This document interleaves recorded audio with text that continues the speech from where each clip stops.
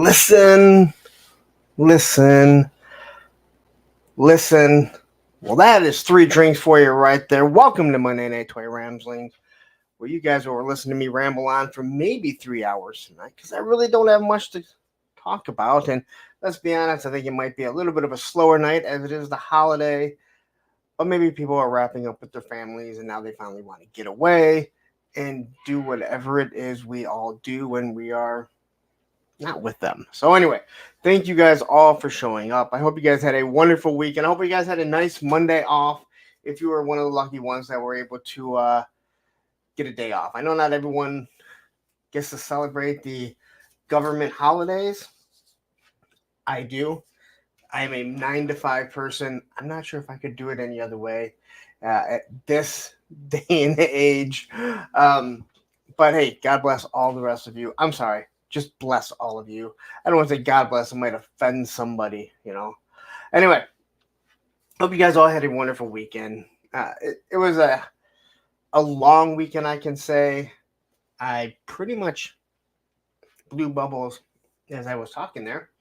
I pretty much stayed off the internet on Saturday as we went really long on Punk's Pit on Friday night, and then going from Thursday to Friday, knowing that I had the special stream yesterday with Delta 17, then knowing I had to do this, and this weekend is going to be just as jam-packed, hell, probably even more packed, to be honest, as I will be doing a recording on Wednesday with not Elite Legend. Oh my gosh, I hate when names. Legend series. We'll be doing a recording on on Wednesday. Thursday, Matthew and I will be talking Spaceballs over on Punks on Film. Matthew, please drop a link for that.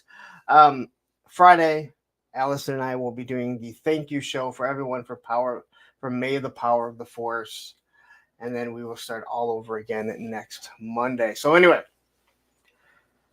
let's get into what we did last week. Before we do, hit that subscribe button, hit that like button if you haven't yet.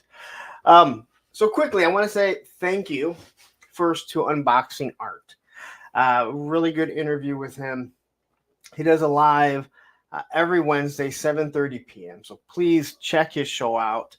And he talked about it there, and he said, hey, if you have an extra grunt, or let's say you're not using the grunt head, throw it on Falcon, and once you throw the beret on him, and it changes the whole facial look of the figure.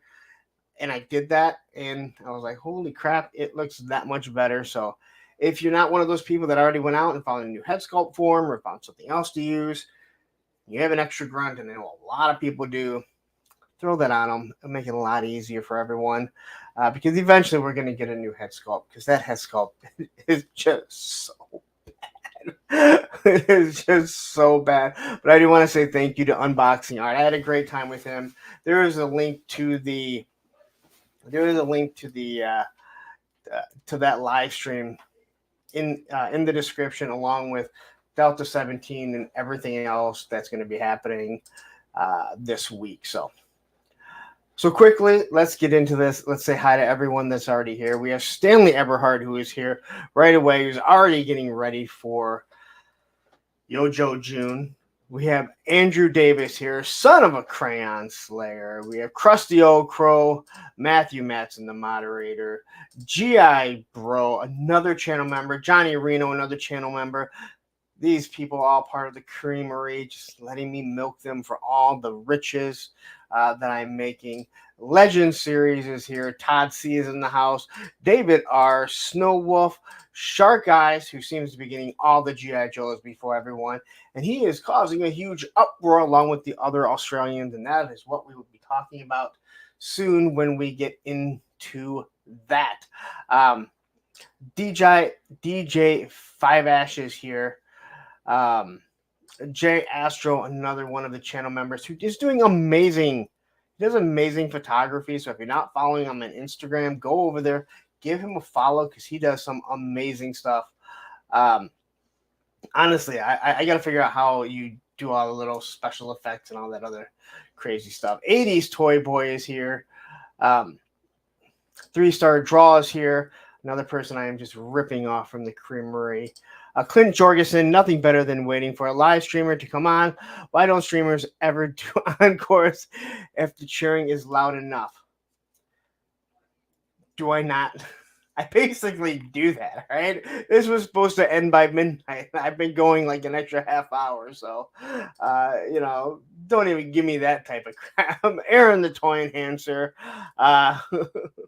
Yes, I'm not combing my hair this time. I was washing my hair, so. Same times Toys is here. Who else is here? We have Christoph Scuba. What's up, Punk? I know I said Johnny Reno, right? Machine Man is here. Thanos Copter is here. You need to check out his Instagram too, as long as you have a strong stomach and are okay with things that are just probably not right. The guy's not right in his head, but it's okay. Jeff Morris is here. Viper Scout. I'm not even make a joke, okay? I'm not even going to make a joke, okay? Viper Scout is here. Okay, and we have Tony's Fig saying he's a member for 8 months, and you know what? Because of that, we are going to give this to him. And no, he's not a new member, but what the hell? Welcome to the Creamery. Welcome That's to the right. Creamery. You will Welcome get to that. the Creamery. You gotta turn. I don't know why it is on auto all the time. I gotta change that. But you have to. When you do join now, that's what you're going to be getting. Welcome to the Creamery. And that is all thanks to Allison Troy. She is the one that has so appropriately named that, because I am milking you guys for everything that I'm getting here. Northern Nomad is here. What up, suckers? We have Killer King is in the house. Northern Nomad said, hey, a punk with toys. Good job getting JCVD figure doing splits on chairs. It really wasn't that hard, to be 100% honest. But he's not going to balance. Like, if you have him up there for too long, if you hit the table, he's going to go down. But it wasn't that difficult, to be honest. I mean, you saw how quickly I got it up there. And then let's just do this here. Why not here? I'm still trying to work this stuff out here. So we have Jay Astro with a thanks, Punk. And I guess all I have to do is say to that is, maybe I'll. Here comes the money. Here we go. Money talk. Here comes the money. Now I know you're all picturing Shane McMahon dancing to the ring right now.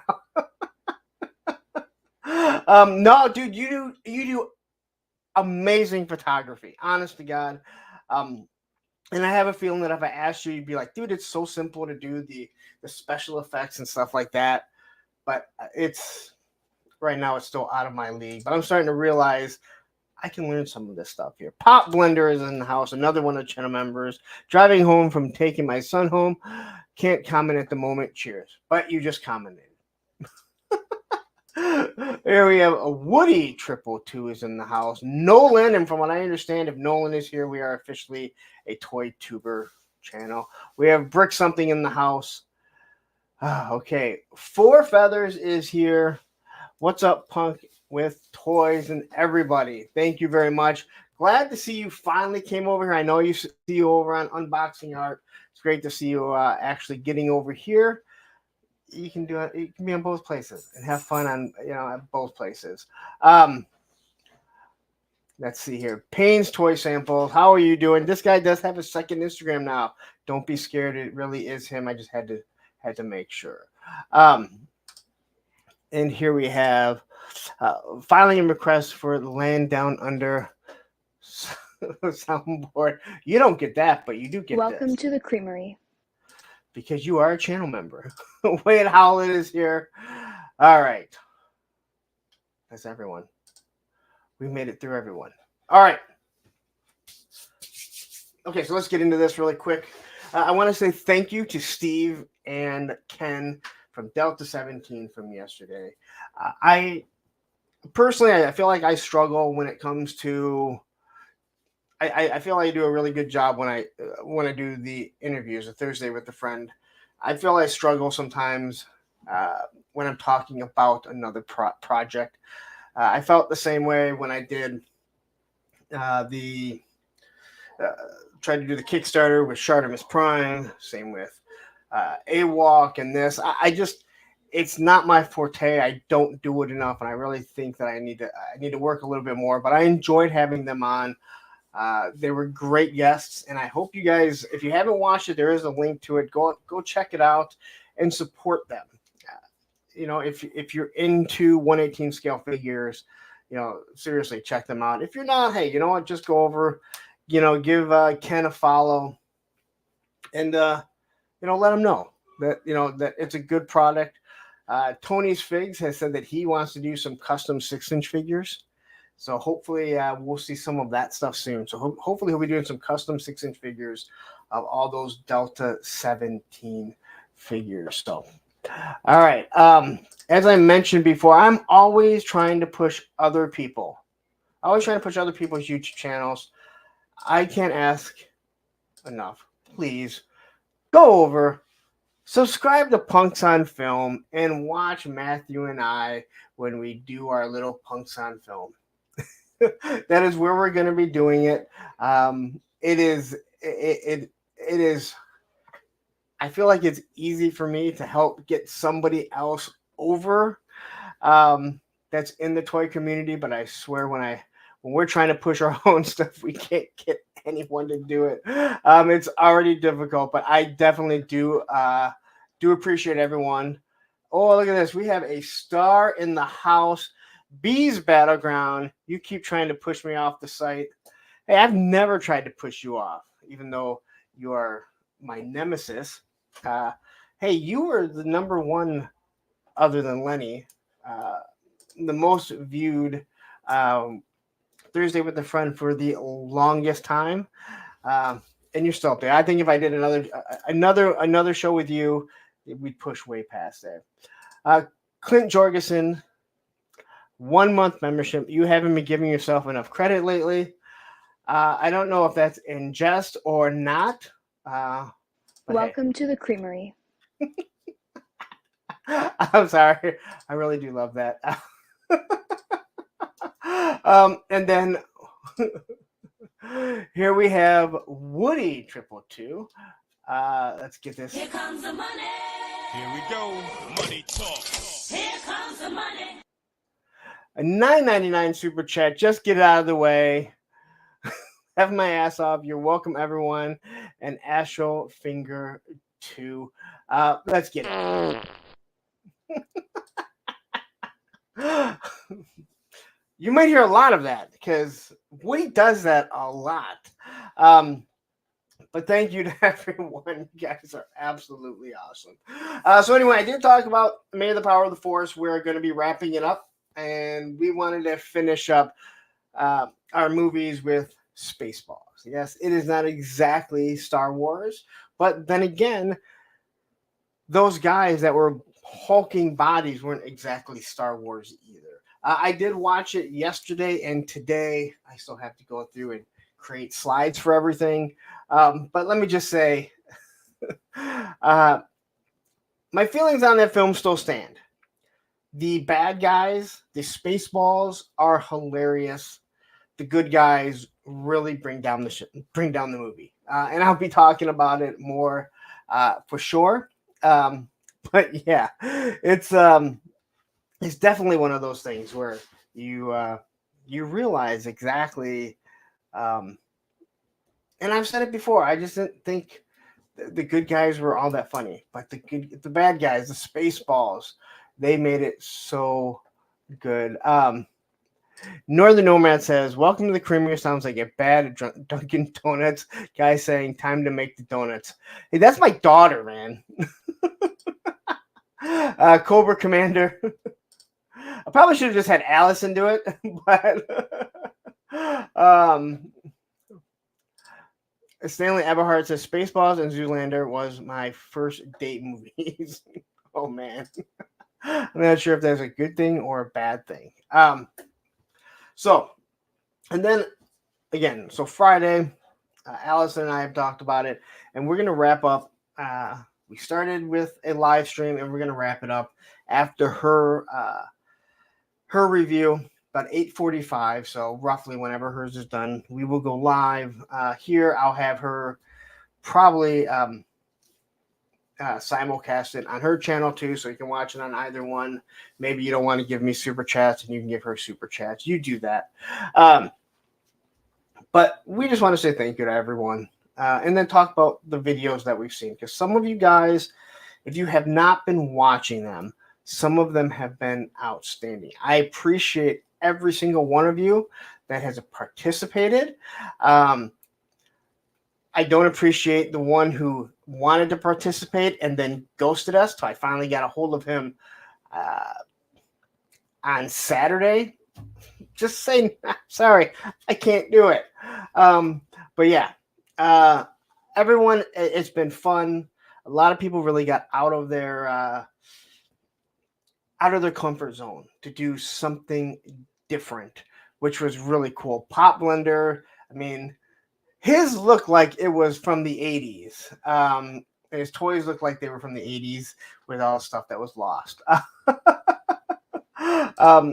Beast Battleground says, in the Spaceballs, the inspiration that George Lucas, Viper Island from this to create Star Wars. Well, according to Mr. Wonderful Travis, that is what he actually thought. So, I mean, in some weird world, yes, it's exactly that. You know what? Listen, I don't care if you say Viper Island because it doesn't matter to me. Because his shit is just that. It's shit. If people want to go and watch it and enjoy it, they can go and enjoy it. All right. This YouTube is big enough for all of us, and he's just. I don't like when people are scared to say someone's name. Again, the whole joke with 3 stacks to the max, because he told me to keep my name out his mouth. That's why I don't say his name. But I'm not scared to say it. I think saying 3 stacks to the max is more than enough to let you know who exactly I'm talking about. So, but hey, you do your channel how you want. It definitely does not bother me at all. Yes, I knew it. I'm surrounded by assholes. That one pretty much fits this chat perfectly. J Mac, are you going to Maryland Expo? I am not, but I will be at Joe Fest. Yeah, I don't go to too many cons, even in the area here. I'm a working man with a kid that is graduating that needs a graduation party and everything else. Joe Fest is already a stretch for me, but I'm gonna make it there. I'm gonna make it there, hopefully. Hopefully, I just have enough gas to get home. That's the plan. Get there and get back. All right. So last week, the course of the week, I did get this cable. Who, let me explain. I didn't know this.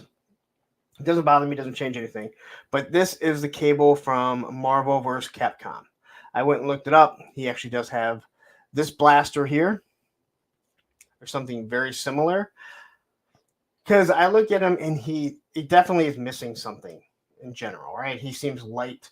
But then I went and looked up Marvel vs. Capcom, and now I'm like, all right, I need to start doing some pictures against the Street Fighter here. And now I want to look up other Marvel Legends and see which ones also can match into that. I know they did all of them, but which ones fit the best with Marvel vs. Capcom.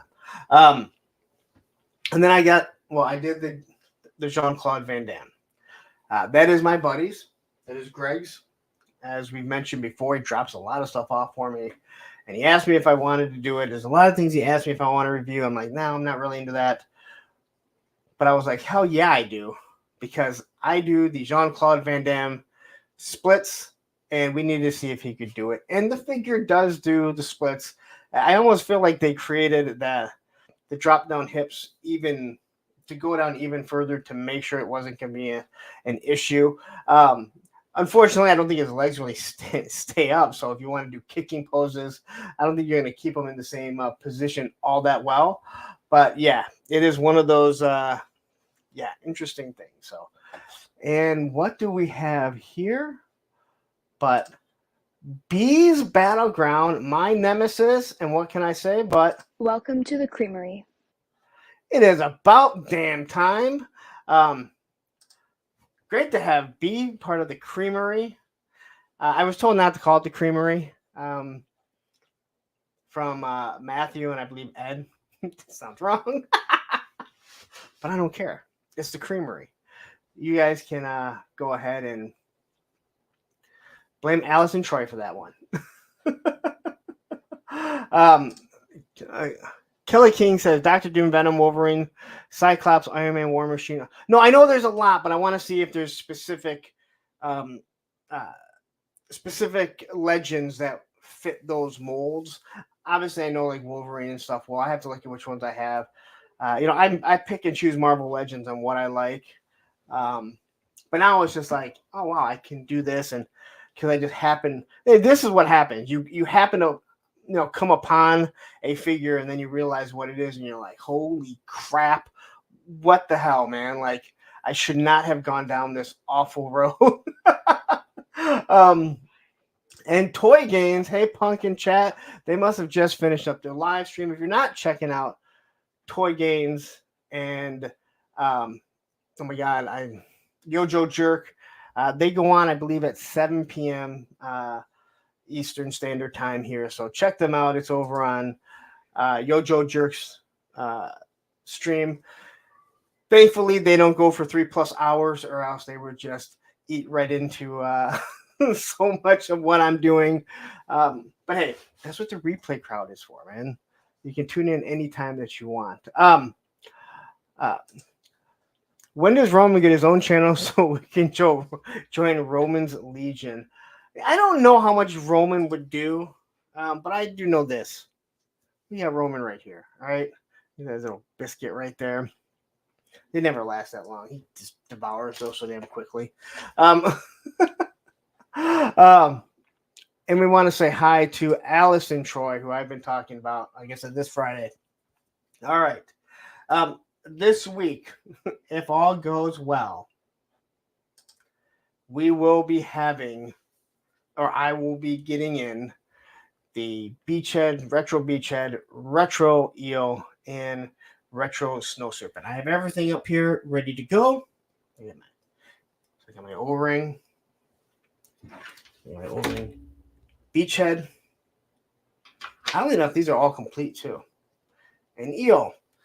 Eventually, someone's going to catch on doing reviews and be like, hey, wait a minute. Why don't I just compare my retro, my vintage O-rings to these figures too, like Punk's been doing, and getting cheap views that way. And I also have the classified ones up here so we can do a quick review when I do get them, if they come in. But here's what's been driving me nuts. And I told Tony this weekend. If you're not into buying extra weapons or different types of weapons, Mark the Toys, he makes a couple nice packs. And I ordered both of his accessory sets. One was so I could have Airborne's actual rifle when it comes in, or when he came, and the other one was Beachheads. I have two different Beachheads. One is modded up with some Valiver stuff. The other one, he stays classic, but I switched out the gun. Unfortunately, somewhere along the line, I removed the Mark II Toys gun, and I can't find it for the life of me. And it is driving me absolutely crazy.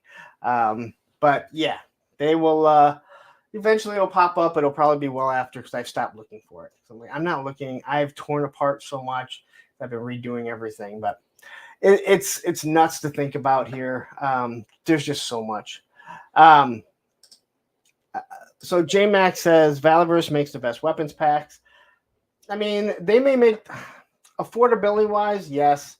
When you start looking at how small, I mean, their weapons packs, again, they're nice accessories for some of the stuff, and I use a lot of them. Once you start getting into, Arsenal Pew Pews,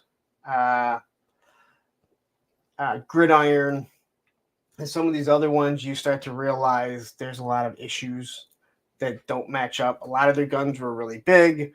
All their mags are tiny mags. But they do have some of their weapons are really, really nice. So some of their shotguns are nice. Some of their pistols are. But again, I have a whole bunch of them. So I'm not going to sit there and, destroy them because affordability wise, you are absolutely correct. No one's making weapons affordable for that, for the price of, what they're giving. But they do have some issues. Legend series, agree, Punk. I like Gridiron very much. And one of the things is when you get to the point, and I'm not saying a lot of you aren't at the same point I am, you have so many weapons. I don't even need to order any weapons. I'm almost at the point where I'm like, hey, G.I. Joe, Hasbro, don't give me a couple figures with weapons because I have so many that I have to use up somewhere. But between Arsenal, Pew Pews, a bunch of the Gridiron stuff, Mark II toys, some of the Valiver stuff, I've started phasing out a lot of it because some of it just isn't that good. And now the Classified is actually giving you some pretty good weapons with most of their figures. Yes, Jeff Moore. Yeah, they make really good weapons for the price. There's no doubt about it. But trying to make all the magazines, well, most of the magazines fit, just doesn't work. All right. So just want to get in. Let's see. Felipe. Okay, cool. Thanks. He's on sale. My local Target right now as well. I must be talking to somebody else. Nice to see you. I don't think I've ever seen Felipe here. So thank you. If I have, Matthew Madsen will tell me, hey, you're an idiot. He's here all the time. And Derek Hoover joins. Hey, gang. Hope the holiday weekend is treating you all right. I'm not going to yell and scream because you did it in capitals. All right. Is there anything else to discuss here? Okay. So before we get into everything, I did see this went up, and this is Fist action figure line. Now, I believe we've discussed this before. I watched some of their stuff before. These are going up on pre-order and set for July. Now, if you've been following him on Instagram, you can see he's constantly been talking about it. I believe they did this without a Kickstarter.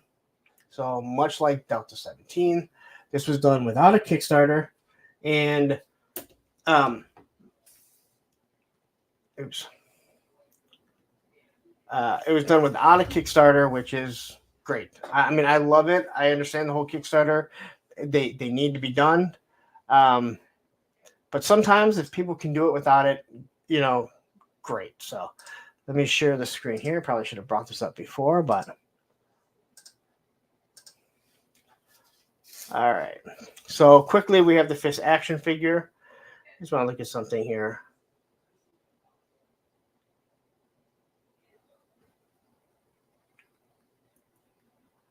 All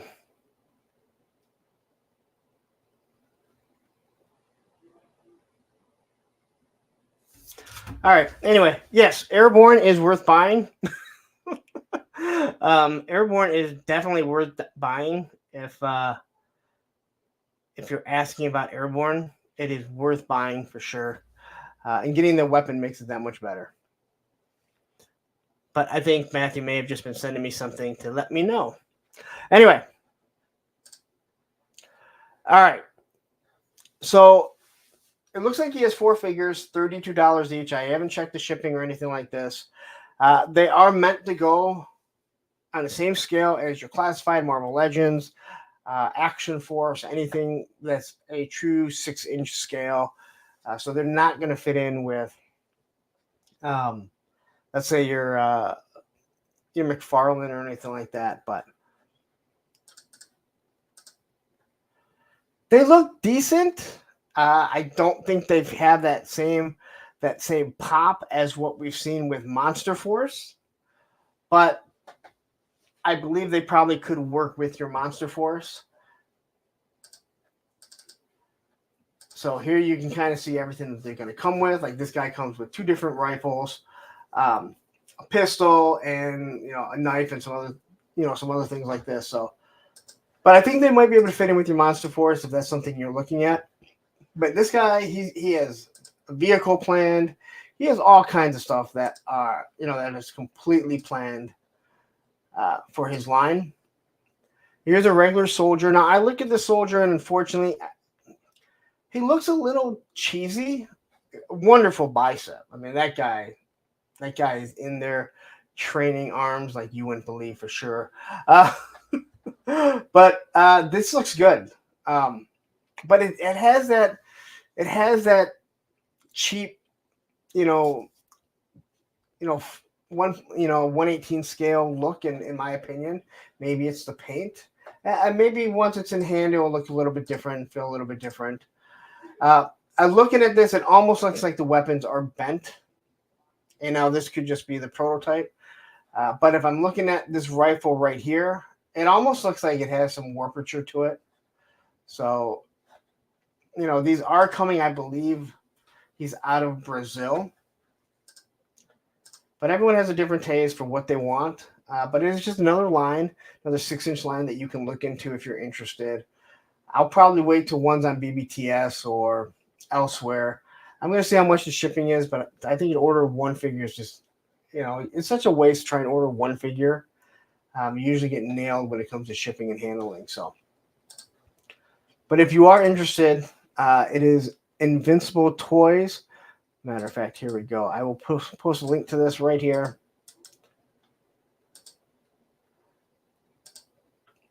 So if you are interested and you want to check them out, I guess he's pretty nice. I've watched him do some crazy stuff when he's been talking about stuff like throwing, he's like he was throwing the figure around to show how sturdy they were. So I look at this rifle right here, and it just looks absolutely warped. Now maybe it's just how it's sitting on the table, but it looks really bad. Now Felipe says they look like they are a fun third-person video game. Yeah, you know what? I can definitely see that. But everything looks, made up. The weapons look made up, and again, they just kind of have that. I don't want to that Dollar General feel, like look. I don't want to say feel because we don't have them in hand. But they just have that Dollar General store kind of feel. Like when I see the Monster Force, I don't get that. I feel it just pops. But I mean, maybe you guys have seen something that stands out. Like you said, video game. Yeah. So, but it's all about how they are actually made and how well they are, because they might be great for custom fodder. They might be great to work with your Monster Force when they come in. Although Monster Force is going to be, just inundating us with figures soon, hopefully, if we're lucky. But if you are interested, there is a link there. Check them out and hey, order a figure if you want, and just do a review on it. You never know when it catches lightning in a bottle, and next thing you know, you are doing reviews, and you're one of us. All right. You want to be one of us, be a YouTube reviewer. It's so much fun. It doesn't take up any of your time in life. It's like a minimum spec of things that you do. And that is when I completely lie out my ass. Yes, if Monster Force comes in. Well, they're showing a lot of product. I'm with you. It has been a long time. Let's say hi to Joe here. And Wade Howlettson. They just look like customs, really cool customs, but customs nonetheless. Yes, I kind of get that feel too. He has more feet. I thought there's more figures coming down, but yeah. And again, maybe once you get them in hand, they're going to feel a little bit different and look a little bit different. I believe he's going to Joe Fest. I'm not sure if he's going to have any there at Joe Fest. It'd be awesome if he does, because then I could pick one up right there and do a review on the spot, right? Just walk over to a table, do a review there. That'd be classic. But anyway, if you're interested in them, check them out, man. There's a lot of good product that's going out there. I mean, I can't speak for everyone. I can only speak for myself. I know I can't afford to buy everything that I think looks awesome. Some people are able to, and that is great for them. Some of us have to just kind of pick and choose. And, if you're like me and we can do reviews, kind of hope something catches lightning in a bottle and it takes off for us. So, all right. Let's do this. J-Max says DFW is going to have a table set up to do that. To do reviews? Or are they going to be at DFW? Matthew would know. He's going to DFW. The rest of us are going to Joe Fest. Matthew's going to be at DFW all alone, FaceTiming us, letting us all know how much fun he's having there. We probably won't be able to answer because we're all going to be, hanging out, but it's okay. What he says, forget lightning in a bottle. I want to fart in a bottle.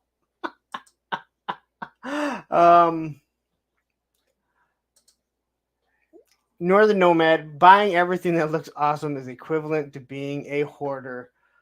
It is so funny you say that because I was looking at some stuff that I have and I'm like, I am really on that border of being a hoarder, like tipping from collector to hoarder. One of my biggest issues, I've talked about this, and you can see like the shelf in the back. There's actually 3 shelves up there. I don't really sell my stuff after I buy it because I bought it for a reason, because I liked it at one point. There was something that I liked. The only things that I really sold right away, not right away, but in a short amount of time, was the Super 7 Thundercats, because I hated them so much that I just wanted to get rid of them. I didn't even want them in my house. They were so bad. If I was able to get some of my money back for it, I was happy to do so. Are you talking about the Bane versus Batman? I have not. I'm just going to wait till Sergeant Reds gets it in. And if at that moment I have the funds to get it, I definitely will. Just need Wood Bunny to make some more shells, Punk. You know what? That is maybe the greatest idea ever. Thanos Copter, if we can get her to come here and do that, I will let her film. She can film this whole place doing it. All right. So let's get into a little bit of the news here. And we're going to start off with some McFarlane news. All right. So Uncle Todd always has stuff. Always has stuff for us.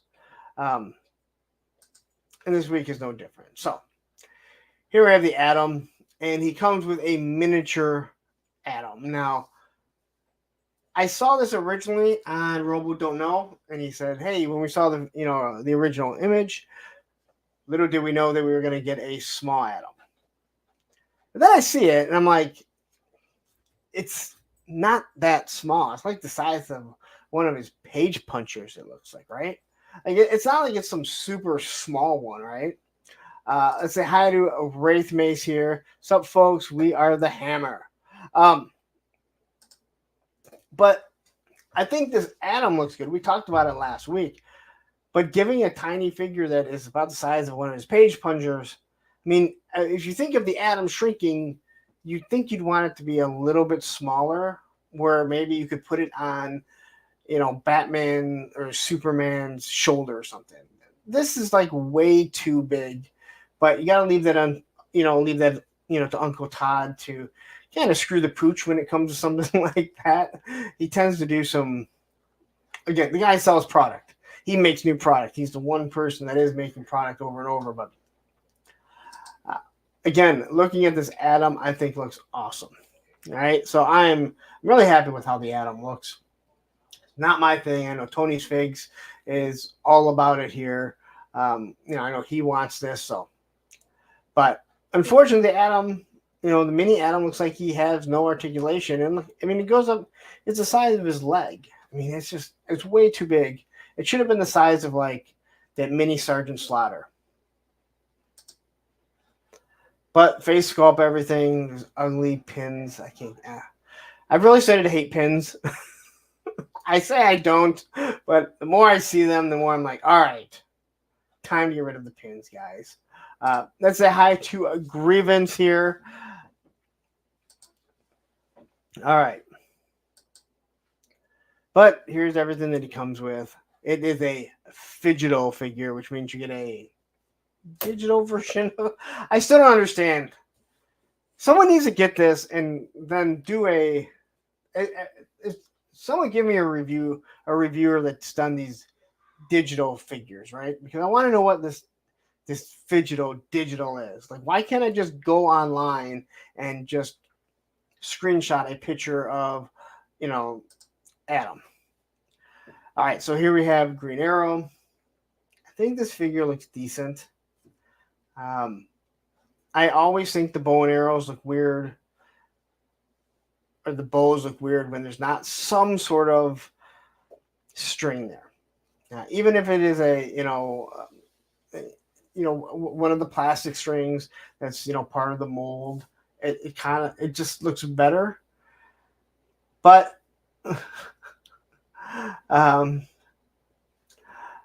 Tony's Fig says the digital crap is not my thing. It's whack. I just want to know what it is. Like that's what I want to know. Like, what the hell is it? I don't understand what this whole digital thing is.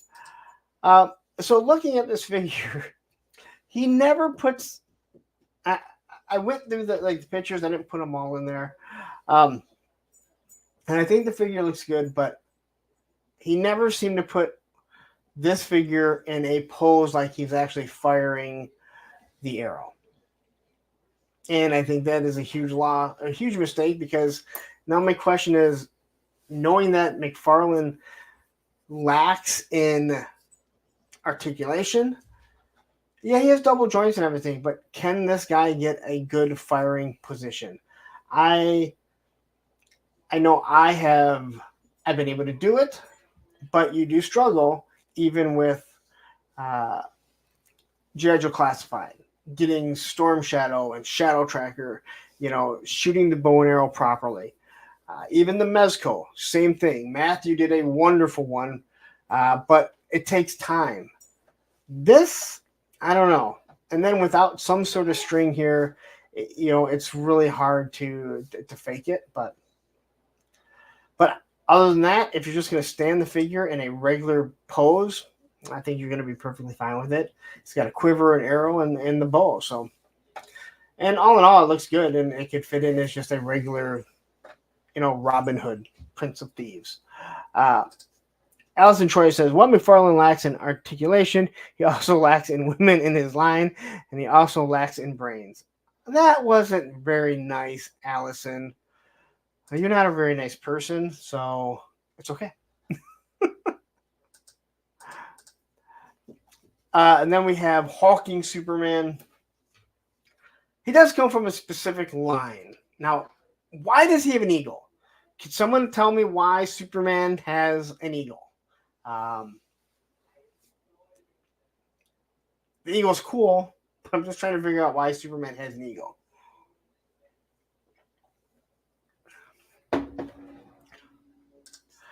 Brooke says, in my experience, I think he'll be able to shoot that bow. McFarlane's got decent articulation for domestic figs. Yeah, I don't know. Does he? Does he? And I don't. You know what? The domestic figs, I don't know, man. G.I. Joe Classified can get almost any single pose you really want. Valiverse is the same way. The Marvel Legends is making better ones. So that myth of domestic versus the imports, it's kind of going by the wayside of like, hey, American cars aren't as good as foreign cars. Daredevil Dave, what's up, people? It took me a while, but I'm here now. Hey, you know what? There's always the replay. Bees Battleground says, because freedom. No matter what, I actually think this looks pretty good. Allison did say something else. Allison also did say, but as of today, he does have 97 new Batman, 80 Jokers, 42 Robins, 17 Batwings, 15 Batmobiles, and a bag of Jello that is his spine. Wow. He's just ruthless. Ojajo classified as tops in terms of domestic articulation. Masterverse, nope. Yeah, there are some lines, but again, when you start looking at the price point, I haven't got into any of the real articulation when it comes to Masterverse. I only have a few, and I bought most of them for like $4.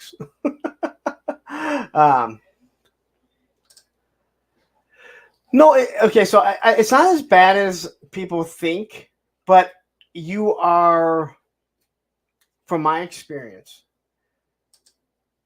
you have a limited set range of motion, and they almost all have the exact same in stop. Like, you can't really, from what I can see, you can't really pressure them into certain poses. But with that said, not many have guns. And when you have a gun, especially a rifle, you are looking at whole new sets of articulation and poses that you can go with. So, all right. Enough of looking at that Superman. So here he is. Big giant. I like the black and the S. I think it really makes the S stand out. And there's freedom. He has two hands. Why don't you give, like... I mean, I understand Superman, he doesn't have too much that you can give him, but why not give him, like, a head sculpt that has laser vision shooting out, or him blowing air out? Something that you can add to try and make it look like it's in an action pose. I did take a shot, or I did clip the picture here. I really like the black S. I know it's not normal. I think it really stands out. I think it looks really good. I actually, all in all, I like the way this figure looks. I know not everyone might think so, and they might hate something on it, but yeah, I think it looks pretty good. Eric Thurman has shown up. I made it, stuck on another stream. Now I feel like you were cheating on me. And that just hurts. Plastic Skulls has also just shown up. What's up, a punk with toys? Looks like he was on the same stream as you, Eric Thurman.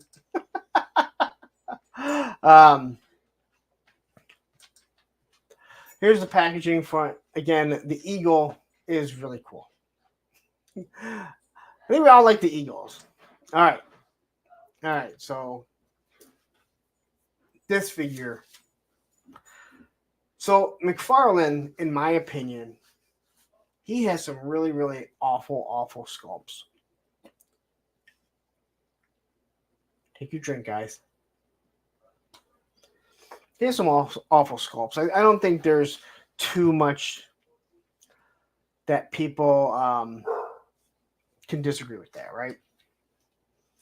But sometimes he nails a figure. Now, I don't know how much this looks like Killer Croc from a cartoon, from the comic, from whatever, but this figure is fucking badass. All right. My Buddy's Customs. I believe that Superman is based on Edward McGuinness design. Okay. And go check out My Buddy's Custom. He dropped his May the Power of the Force video today. I think this thing looks awesome. And I think sometimes when it comes to McFarlane with the bigger bucks, because a lot of times you are losing the pinned joints because he only has single joint articulation, they look better. But this face sculpt is just awesome. Bees Battleground says, looks like him from the Arkham Asylum game. I have to ask my son because I know he played that game. But this thing looks absolutely awesome, and it is glow in the dark, as Tony's Figs is saying. One thing that I really like looking at this is that you can't tell that it is glow in the dark. It's not that, so I'm assuming it's the paint that is glow in the dark, not the actual translucent type body. So when you look at, let's say, the Mythic Legion's a Headless Horseman, you can't really tell that certain things glow in the dark. That came out wrong. But but they do. So this is kind of the same way. Like, it doesn't really look like it all glows in the dark, but this thing looks just badass. My buddy's custom says anything from Arkham series are great figures. I mean, I'll take your word for it. I still think McFarlane has, again, there's some stuff to, it always seems to be, there's always something more you could want, but just looking at this figure, I think it looks pretty badass. So here he is glowing in the dark.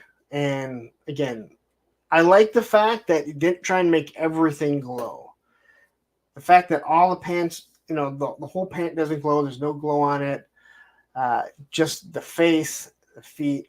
So this is, this could be, if I'm going to pick this up at a decent price, I definitely wouldn't mind to have this in my collection. I glow in the dark. But just all in all, it is just such a good looking, it's just a good looking figure.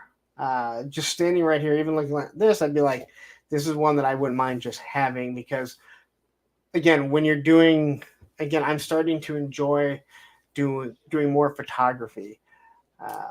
And just, I watched a couple of videos that Matthew had sent me, but watching the other guys, it's something I feel like I love to learn, because it's just fun. And posing and having a thing where it's like, hey, you know what? This guy does not need to be in scale, right? This guy is okay to be way bigger than a G.I. Joe or a Street Fighter figure, anything like that. It doesn't matter because he's supposed to be really, really big. So, all right. And then this was shown off as a Darkseid, and this looks pretty badass too. I forget where this came. I saw it on Toy News, not Toy News, Toy Arc, right? But I forget who had it. So it was in hand, picture of Darkseid. I mean, he kind of has like a big waist, like maybe he could, do a few sit-ups or whatever, but either way, the upper body, the face sculpt, the arms, everything looks really, really good. Legend Series says right away, I want that Darkseid. Yeah, it looks really good. And Brick says he's in on it. Same Time Toys. Yeah, thick side. Thanos says, this one I'm in for. I feel sorry for anyone that Darkseid gets a hold of in one of Thanos' pictures, because I have a feeling he's going to be a thick side somewhere, and someone's going to feel the effect. But yeah. Do you need to go out, buddy? Do you want me to call someone? All right. One moment, guys.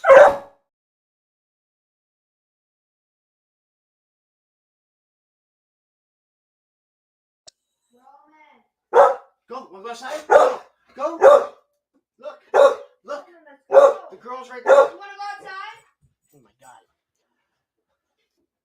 That's Roman, guys. What you guys all love. I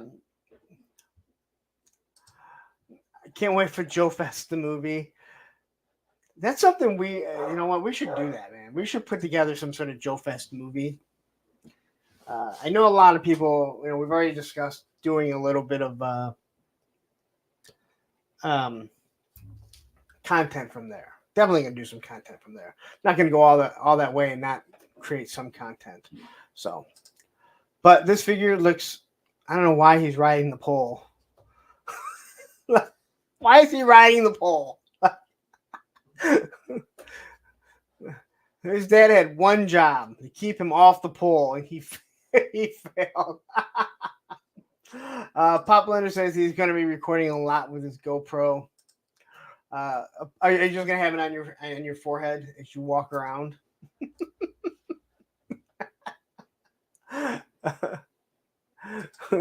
Is that the dad bod buck?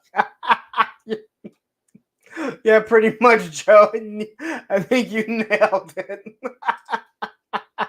I think the figure looks really good. Okay, I'm not a McFarlane person. I'm not a DC person.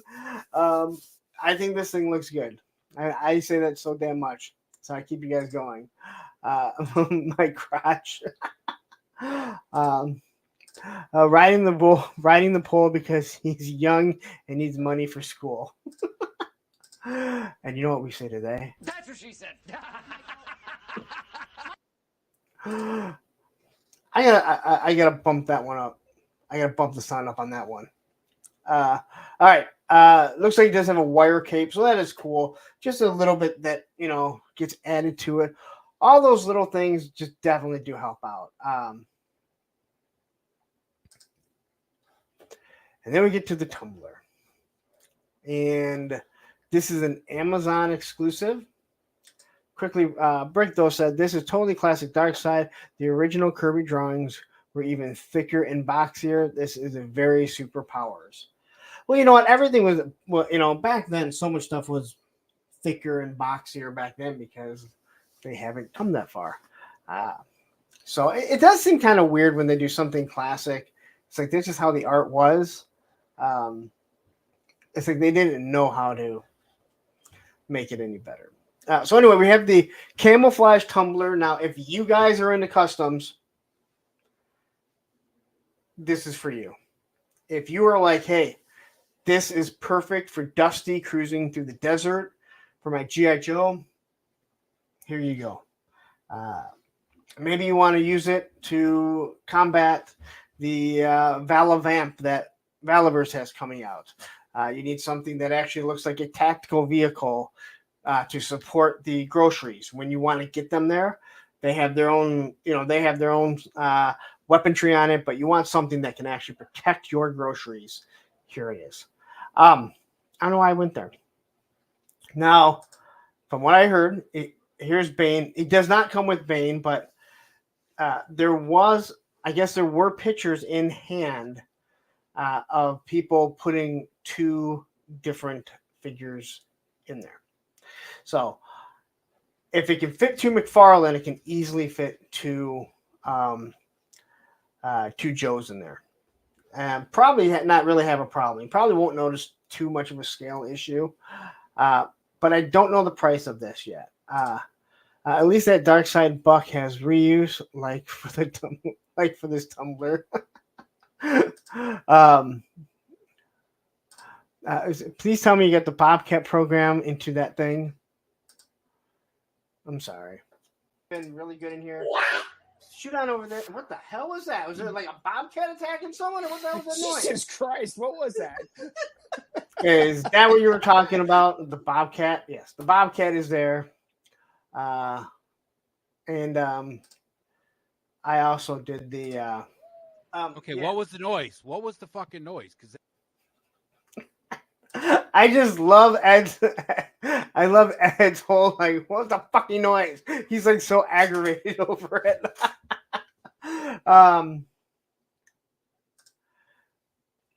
Polluting classify with McFarlane. I just threw up a little.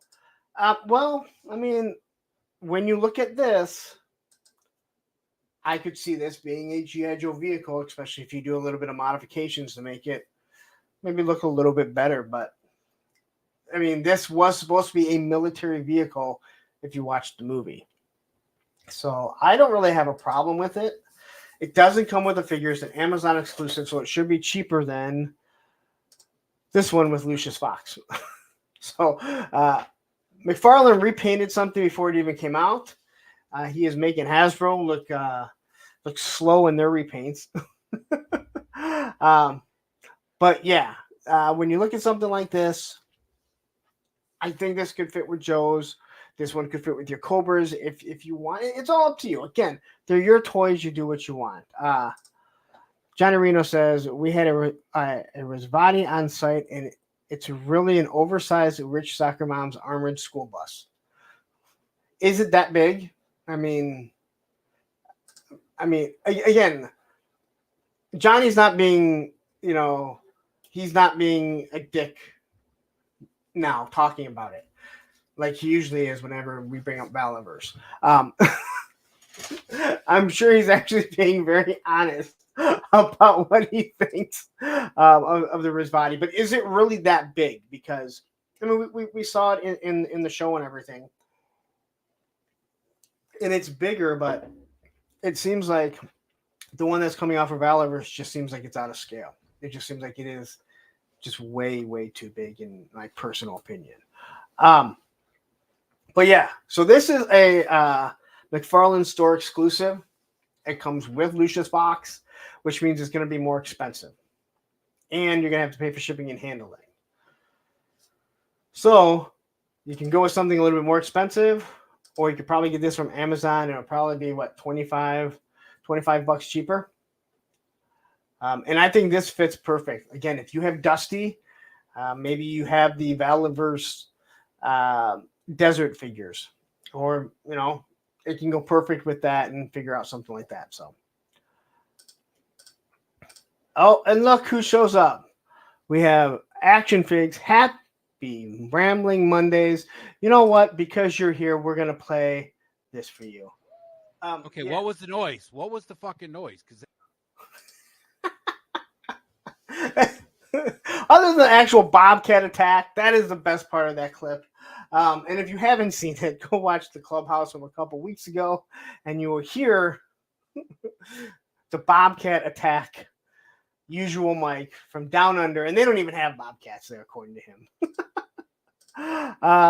Len says, looks cool, thinking about getting one. I guess it depends on the price. I haven't seen the price if it has come up, but yeah. Rachel says, I need the tumbler for the Starbucks drive-thru line. Yeah, God, I don't go to Starbucks, but I will go to Tim Hortons, which is essentially the same thing. And sometimes you look at those lines. And if you've noticed, a lot of these like coffee lines, these coffee shop lines, they pin you in. Like you can't just get out of line. Like you're stuck in that line unless you have something like the tumbler. So yeah, it wouldn't be the worst thing in the world. But all in all, I think this thing looks really good. Say hi to K-Dog right here. I'm an 89 Batman guy. That is still the best Batmobile that has ever been made. All right. It is awesome. It is armored. It is a Corvette on steroids. I mean, it is literally a Corvette on steroids. I love the 66 Batmobile. That thing is cool. The animated Batmobile always reminded me of a version of the 89. The tumbler was something different, but something really, really fucking cool. And I love the fact that it was made not to look like the other Batmobiles. I love the fact that it was military based originally, but they didn't want to spend the money on it. And when you look at something like this, I mean, yes, when you look at the original tumbler, yeah, it could go up curbs because there's nothing in front of it. And it did have a pretty big ground clearance. So, Lone Dragon says 66 Batmobile is best because the thing fits in there perfectly. Okay. And Beckley agrees. I love the 89 Batmobile. I just think it's so awesome. Yeah, and these both go up on sale on Friday. So may the power of the force, our live stream, you can order this. I will, if I'm able to find a link to it, I will post a link to it just so you guys can have it and use my code. It helps support the channel. All right. And we got to talk about this a little bit. So McFarlane has announced that he has partnered up with Marvel to do a new line or new lines. One is statues, I believe, that are based on 1/10 scale.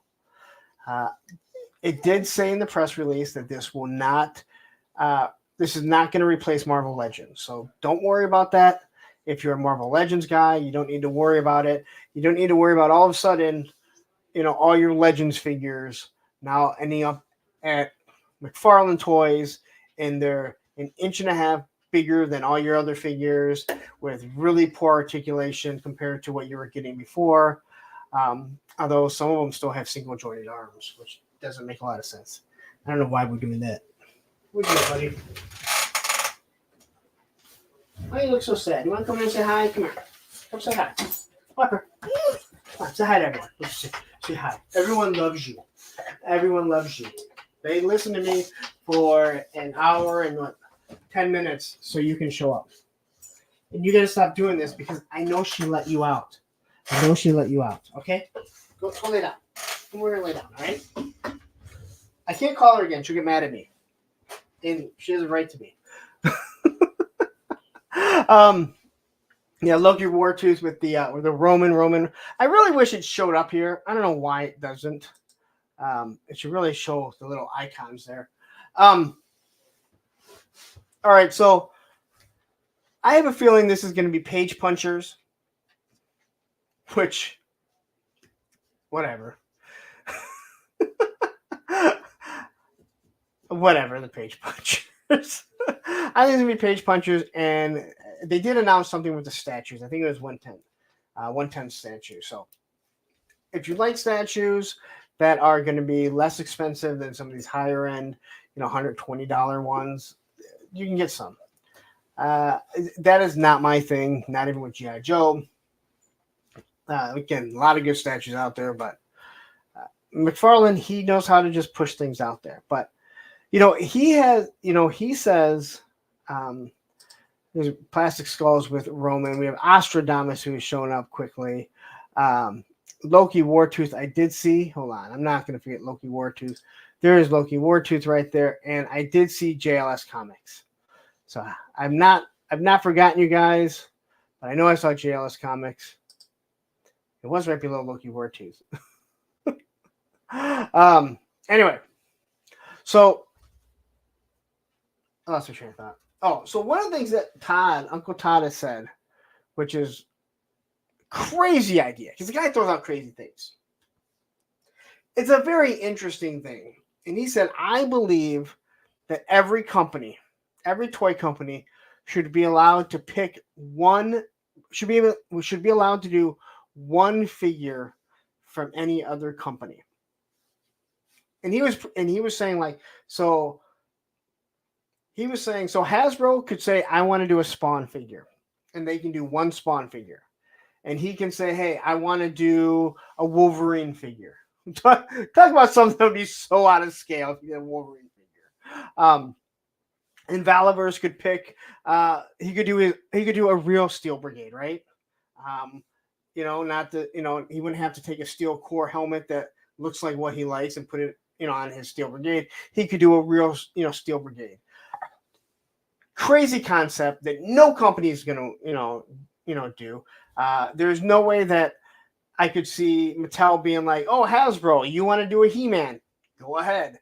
But what a interesting idea, and it would be fun, but I don't know how well it would work. But that is something that he has said, and at least it's coming from a toy maker that that he'd be willing to. I think he'd be willing to do it. Okay, well, I mean, he does own Spawn, and he has a lot of characters from Spawn, but he would have more to gain from dabbing into, Mattel and Marvel, Star Wars, all that type of stuff to do one figure. Of course, where does that lead to? Hillian Dread says McFarlane is basically going to be a cheap statue alternative. Toron, the studio's Hot Toys. Yeah, I agree. But that's just it. It's going to be an inexpensive statue. But they did specifically say statues, if I remember correctly. They said statues. I did not mean to highlight Woody. I meant to highlight Frostbite. Where the hell? Yeah, Frostbite. All right, well, Frostbite's here. He went way by. You guys got so many. Man, there's at the end of the night, I always check my chats, and we're usually pushing between 13 to 1,600 chats. So keep it up, guys. Maybe Hasbro would get Batman, right? Yeah, that's exactly what he's saying. Like, they would be able to go to DC and say, hey, you know what? This is our...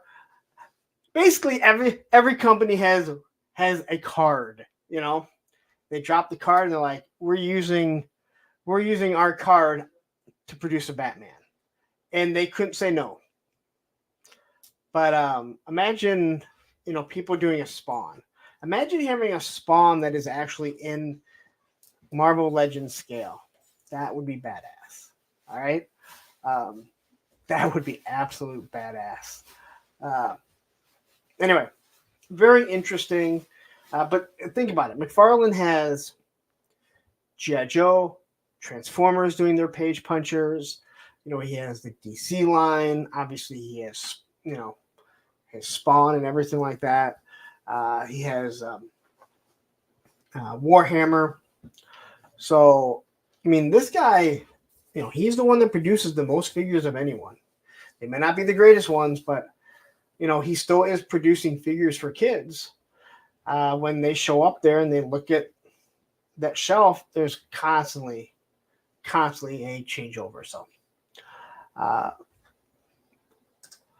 same time, Toa says, hopefully the statues look better than the page punchers. I agree. The page punchers are so lackluster. Like, he put so little time into it. Now, he did say before, like, the page punchers are meant to, be walking through the store and here's $7, you get a comic and you get a little figure. But those little figures, does that make you want to play with toys more? It's not like Mask, where Mask, like, if you were given like the Mask figures, you'd be like, this is pretty lame, other than the cool helmet, but you get a vehicle to go with it, right? That's what it was all about. But when you got an O-Ring Joe, all you needed was two, and you're like, oh my gosh, like, these guys are going everywhere with me. And you can do it with a smaller scale, just a little bit more articulation. It just feels like those small little page punchers are really, he mailed it in. If Hasbro did He-Man, all they do is put out an O-face Duke head on a He-Man. I hate that Duke. I hate the O-face Duke. Oh my gosh. God, I hate that so much. But hey, you know what they say about the O-face? That's what she said. Pump up that volume. Guess what I'll be doing this week after I do everything else.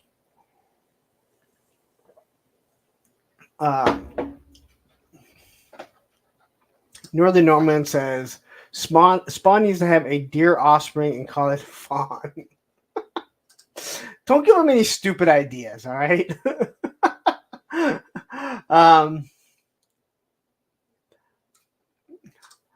Knowing McFarlane, he'll only give it to Super 7. No, his idea was anyone could get anything.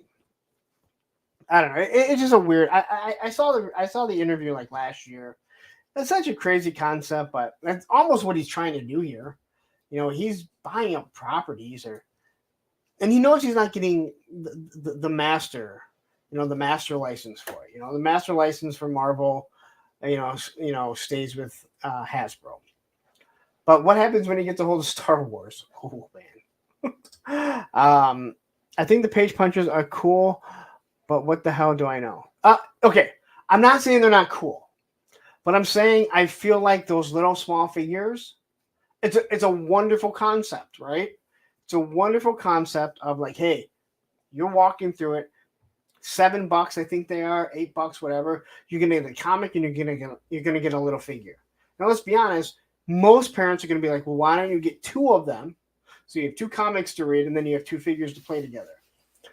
But from what I see from the actual page puncher figures, I just feel like they're kind of mail-in figures. Like he didn't put a lot of time into it. And hell, most, a lot of us feel like the 7-inch figures are mailed in. Oh, the small ones. Yeah. Okay. So he has two different page punchers. He does have the small one, and then he has the $25 ones that have the 7-inch figure that also come with the comic. And I'm talking about the small one. And I love his idea. His idea of, hey, you know what? These are sitting there, and I've seen them numerous times. And he has Transformers now. Now he has the G.I. Joe ones. Obviously, has a lot of the DC properties. But yeah, like a little kid sees it, maybe they want a big figure. And Dad's just like, no, we don't have the money for it. But hey, why don't you get one of those? So he's going to get a little figure, in that. But I just feel like you could have done a little bit more and not really up the price, right? Like I'm not expecting, classified articulation in a 3-inch figure, but you can do a little bit more. Just my opinion. All right, Marvel Legends. So this dropped this week. This Hulkbuster, and I gotta say, it actually looks pretty damn badass. Not bad. It looks pretty damn badass. I know a lot of people say, "Oh, another Iron Man. Do we really need it? Do we need any of these toys?" No, we don't. They're adult collectibles. We're adults buying them, so there's not one of these things that we need. All right. We need food, right? We need to pay our bills. That's what we need, right? But I think that this thing looks really awesome.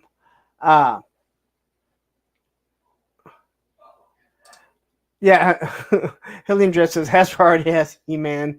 It's Kazar basically looks exactly like Savage He-Man. You are absolutely correct, and they already have Wonder Woman too. So you're absolutely correct. They do have something like that. Once again, there are some companies that won't admit that they take inspiration and steal ideas from other companies when we see the big ones like this doing it.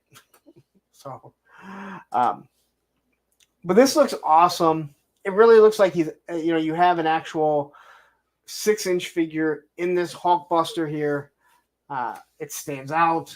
It looks like it has pretty decent articulation for something being as bulky as it is. But yeah, sorry, I'm trying to read the chat, and Derek Holloman says, "Hey all, late but finally here." I swear I already read your name, right? Greg Archer says, "I thought the very same thing about Kazaa." Yeah. So yeah, this is. I mean, I think this thing looks really good. It looks like a lot of fun. I've seen, my son has Ironmonger, which is a huge bulking figure. Just in general, when I look at these Hulkbusters, I always try and figure out, like, where do you put the hands? Like, you're not really putting your hands in the arms because they're so big, you can't. It wouldn't work. Certainly next to you, but again, imagination aside, taking logic out of it. Something we need to do more often. At least I know we do, especially when we talk movies. But all in all, this thing looks really good. Now, Rachel says, so where's our classified snake armor? That's a really good question. I'm surprised that they haven't done one. Now, obviously, Lenny and them have talked about exactly how their money goes. So, but I'm surprised they haven't done a snake armor because right away you have white snake armor and the blue snake armor. Like you have two right there, and you can sell it as a small vehicle. But I think there are other things that you'd want to get to first, other than the snake armor. But I'm with you. So you have little Tony head here. This looks kind of weird. They should have given him like a dome, like on a plate, so it could look like you have just a head in a dome plate. That would be awesome. Then you got the big hands, so you can have punching hands, or you can have some sort of grabbing hands. So either way, it's a cool looking figure. We have It's Jay Gonzo. It's Jay Gonzo. What's up, everyone? Nice to see you here. Now the box here does not do this thing any favors. It looks like the head is pushed down and just squashed. And maybe it's just the angle of it. Maybe it's how they're popping this thing in. But it really does make it look like this thing doesn't look good, at least from this production photo. This was the first thing that I had seen when I hit this picture. I was like, that doesn't look right. Something there is just wrong, right? But when you see the actual pictures, you realize, hey, you know what? I think it actually looks pretty damn good. But yeah, if you're interested in this figure, it is, it's there. Robert Strebin, everybody loves head. Yes, especially Al Snow, remember? And then here we have Tony's figs. I'm not even going to read this, Tony, because... Here comes the money. Here we go. Money talk. Here comes the money. Now, again, anyone that is familiar with Shane McMahon, they know that's how he comes. Thank you for the $3 super chat, Tony. It is much appreciated. That song is really fucking long. All right? I just remember Shane McMahon coming out to it, and he dances and everything, and he comes down, but goddamn, that song is really fucking long. Like, it goes on and on and on. I'm like, I didn't realize it was a real song. I thought it was just like a made-up song for him, and that's all it was, and the music plays. But it's a real song. Not a really good one at that. The Titan has shown up. A little paint for the repulsors on the palms would have been nice. Hey. Come on. Don't ask for too much. This thing's probably $55. I didn't even see what the price was. I didn't even look into it. But you are right. Mr. Wonderful. That's Tony's fix, though. Mr. Wonderful saying hi. One part of the travesties has shown up here. Jay Asher says, I hated Shane O'Mac, but that was a funny, perfect entrance theme. I don't know how anyone can hate Shane McMahon. You can say what you want about that guy, and you can say, hey, you know what? He was only there because of Daddy, but that guy put in the work when he fucking wrestled, man. Some of the shit that he did, and then you watch some of the backstage stuff, especially with Kurt Angle, when the glass didn't break and he was completely out of it. And if you, I want to say it was Bruce Pritchard, but there was another documentary or another story about it where he tries to, he does the suplex on him, the belly to belly suplex, and he doesn't go through the glass like he's supposed to because they put the wrong plate glass in, and he didn't know where it was at. He's like, do it again, and they said Vince was fuming, like fucking fuming because it's his fucking son. Again, if it would have been anyone else, he wouldn't have given a shit. Other than if it was like Shawn Michaels. But I love Shane O'Mac, man. I love Shane O'Mac.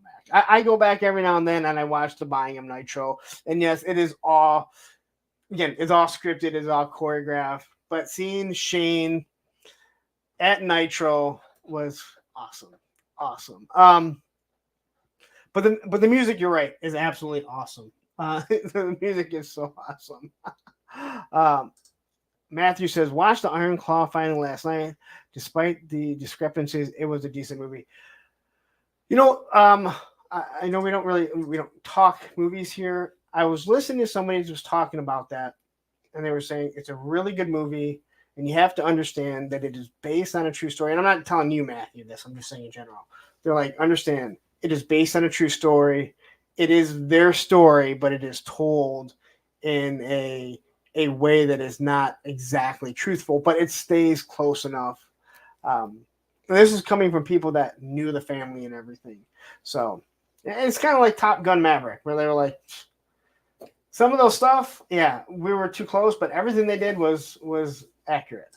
The collector is in the house. All right. Oz says Shane put in the works. He also cashed some receipts with wrestlers too. Undertaker even handed him a few. Oh man, that guy. I will say it again. He put in the work, man. All right. Enough about Shane McMahon. So here is the back of the Hulkbuster. I don't know why they have Tony in it, so I don't know why he has him facing his own Hulkbuster. Mothfax. And I want to say this. So anyone that recently watched the Iron Claw, go over to my good buddy, Toy Connections. He timed his video about the Von Erichs absolutely perfect. He timed it to come out right as the Iron Claw was coming out. Go check it out. It is a really, really good video that he did. It's like a 25-minute video, I think, all talking about the Von Erichs and their unfortunate. They have worse luck than the Harts. That's all I want to say. Now, a lot of their luck was actually their own doing, but even before then, I was just watching another thing that was talking about them. So go check out Toy Connections video about the Von Erichs. All right, so Little Mofex, and I'm going to give you a little bit of Rogue. And unfortunately, it's just that, a little bit of Rogue. And there are people that are really upset over the little bit of Rogue's backside that they gave us. She is known for having a very voluptuous behind, right? That is what she is known for. But unfortunately, it feels like they scaled down. Now, I think this figure does look good. Does it look that much better than some of the Marvel Legends, though? I don't think so. It doesn't look that much better than the Marvel Legends that I have. But all in all, it's a decent-looking figure. It's going to cost you a little bit more. You are going to get 3 different head sculpts, a removable jacket, but why would you remove the jacket? I just don't. I don't get it. So here is what she is lacking, and I'm not one of those pervs that is going to point out everything, but she kind of became known for the voluptuous behind that she had. She has a behind like Mini Beast. If you don't know who Mini Beast is on Instagram, go check out Mini Beast. All right. If you like asses and you like girls that are in amazing shape, Mini Beast is someone you will absolutely love. But there is a Rogue here if you want it. Again, they always got to have one where she's taking the glove off. The collector, we are going to discuss that. We're definitely going to discuss that because I watched that on Robo Don't Know, and he said the same thing. And when I looked at it, so, but again, the figure looks really good. But this is, in my opinion, a problem. Oops. So they give her 3 different face sculpts, but the hair is the exact same. Now, she's constantly in flight. Her hair is going to should be in different, in different spots. And for the price that you're paying, this is one where the hair should be able to come off and maybe have 3 different hair pieces, or at least have 2 different hair pieces, and then have the 3 different face sculpts.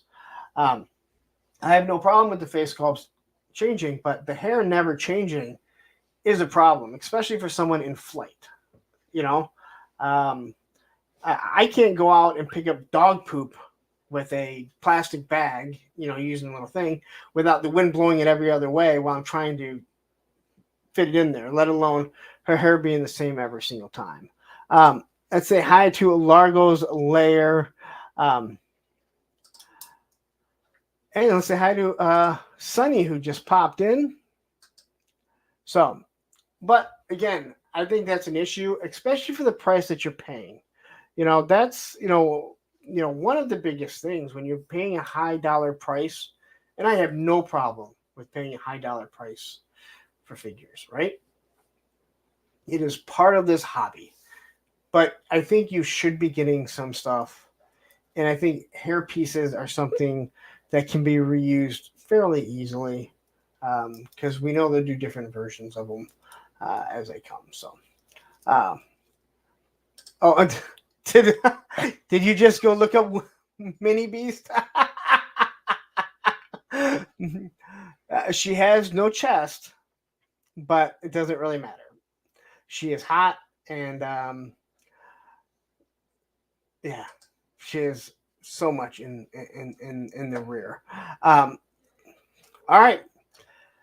So now what I'm going to do is I'm going to take a quick little breather, and I'm going to leave you guys with a little bit from our sponsors.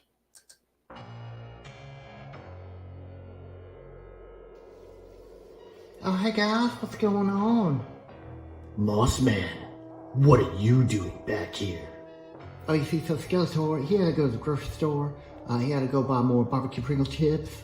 And so he's put me in charge here for a little bit. In charge of y'all. He said, man, Mossman, I have to go to the grocery store, so I need to put you in charge of Snake Mountain. Yes, that's Skeletor. That's Skeletor. Right. Skeletor said since I was in charge, I could use the credit card and maybe go online and buy some action figures for myself. Oh, some action figures sound kind of nice. Yes. Maybe we can go to Big Ben. Yeah, Beastman, we don't say that around here. We go to HellDopeToys.com. They have the best prices in town, and they ship everything in one business day. One business day, Beastman. That means I buy it, and it comes to my house super fast, and they pack it all real nice. So when I go to do my YouTube reviews for my 5 subscribers, I'll be like, oh, look at this minty fresh package box that I got from HellDopeToys.com. So what are we waiting for, y'all? Let's go get that credit card and head on over to HellDopeToys.com right now before they run out of all the good stuff.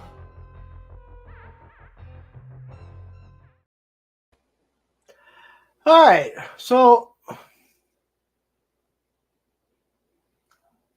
okay, I was sitting here and I'm watching everything here. Tony says, "I hate Mossman. I hate Mossman, but this is funny." The Northern Nomad says, "Mossman is a sucker, but for some odd reason it does not show up so you guys can see it." And I don't see, normally I would see that it was retracted. So is this something that is on our banned words list or something? Like, I don't know why this would not have shown up. Northern Nomad, I did not. I don't think Matthew would have, because that has nothing to do. But I'm not seeing it over here. It's just something that I happened to notice as I was sitting here. Okay, so you say you can see it? It's odd because I don't see it.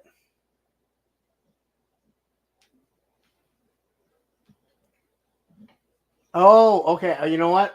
I take that back. It was actually up before. You didn't need to retract that. I'm sorry.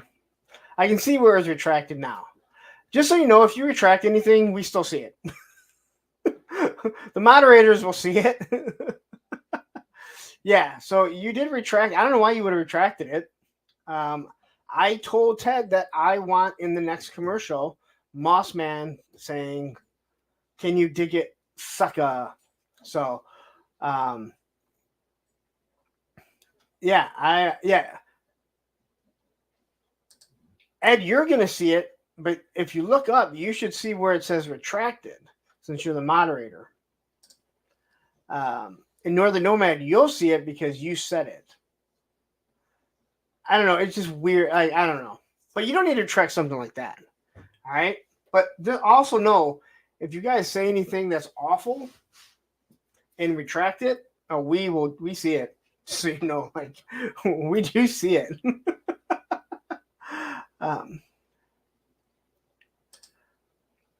So you said that's something I definitely wouldn't retract. It's funny because it says that it was retracted. Well, it tells me you retracted it. Oh, you know what? Hold on. No, that was. Nope, I was looking at the wrong thing. That was Loki Wartooth that retracted a message. What did you retract? Sorry, guys. So this is what happens. Like I get distracted. Anyway, I don't know. No, Loki Wartooth. I just saw retracted, and that's what I saw it. That's what I was thinking that it was.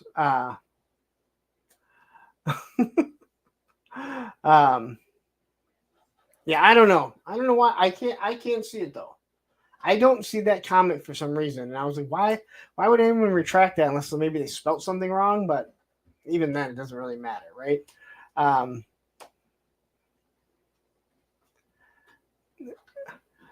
Okay.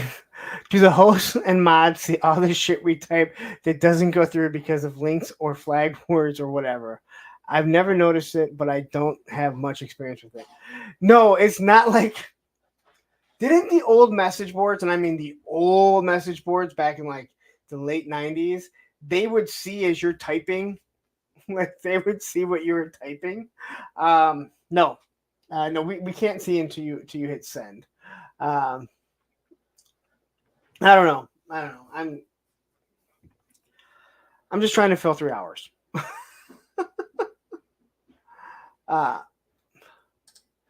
Matthew says, only on Streamer can you see retracted comments. Also, you may have to switch to all comments on YouTube and not top comments. Oh, maybe. I just have it up so I can see what's going on. Anyway, so let's get to some Neca stuff here. And this is for my moderators. They love this type of shit. Now, me, the guy in the red, he will always be the guy from Midnight Madness. He also sang a Dr. Pepper commercial. He was also some sort of pop singer, I believe, in the 70s. But I know him from Midnight Madness, which was Michael Fox's first movie. Yes, he was not Michael J. Fox at the time, nor did he shake. Pee Wee Herman was in Midnight Madness. The Fat Twins on the scooters were in it. And Midnight Madness is an awesome movie that I would happily put up to do Thursday movie flashback, but nobody can find the movie. I own it, but it's not anywhere, and it's owned by Disney. Now, I've gone on way too long about Midnight Madness, but it is an awesome, awesome movie. All right, but here you go. I'm not going to say that, but it made me laugh.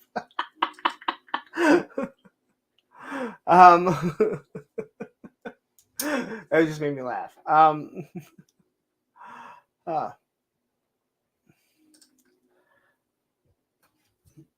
man. The werewolf set is awesome and some clever swap outs.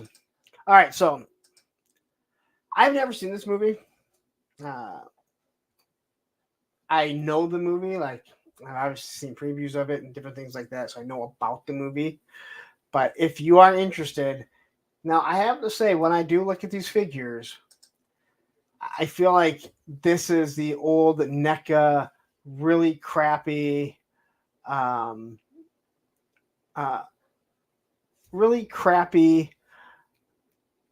articulation and bad plastic. Now, maybe we're going to be completely wrong. Maybe it's, they're part of the better figures, but these just don't look like they're really good. The sculpt looks great, which I don't think anyone really complains about Neca sculpts. The paint looks really good.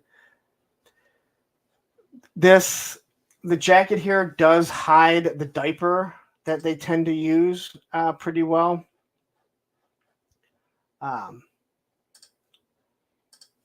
Tony's Fix says, "Oh my God, this needs to be a Punks and Film, Matthew." Yeah, you guys have all kinds of things that needs to be. I got to talk to Matthew about Punks and Film because I have a new idea to do. Remind me to ask you. Actually, I got to talk to you anyway. I've never seen this movie. What a surprise. Hey, there's a lot of movies I've seen. A lot that I haven't. But all in all, it does look pretty cool here. I gotta say the jacket just looks like a porcelain jacket, right? I mean, it looks like it's porcelain. I don't know how much articulation you're going to get out of this, and that's pretty disappointing in this day and age. What Neca, again, they do wonderful sculpts. The paint is normally top notch, but like you see what they do with gargoyles, and then you go back and you're like, what the hell are you doing? Joe says, I picked up all the Neca Dungeons and Dragons figures, and the quality was way better than in the past. And those figures look like they have better articulation and just better movement in here and everything. So I wish that they would do, that they would continue with this. But maybe I'm wrong. Maybe it's just the look of this. Maybe they just couldn't figure out how to get around the big puffy jackets. But, all in all, it looks good. So if you are interested, you can pick these up. It looks like it is a 2-pack. I will say this. I am interested in the movie. I just have never gotten around to seeing it. Just one of those that I've just never, gotten around to. So here's everything that you're going to get. You're going to get an extra jacket and arms. It's weird. Why are the arms different? Like, why are the arms just on the jacket? Or is it because of the backpack? That's how you got to put the backpack on, maybe? I don't know. Seems kind of weird.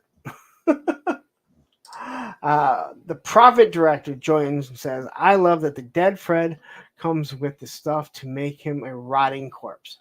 See, this makes me interested in trying to see this movie.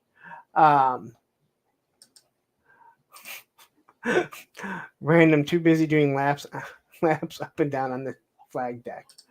I didn't even see Radnam here. Is Radnam here? Oh, here he is. Yeah, that's why I missed a lot of these movies. I was playing with toys, my aircraft carrier, and then this popped up today. I know we have seen a version of him before, but according to them, he goes up for pre-order this week. So he comes with some pretty sweet accessories. Now I look at this figure and I'm like, all right, this is how I want NECA to feel and look when I see it.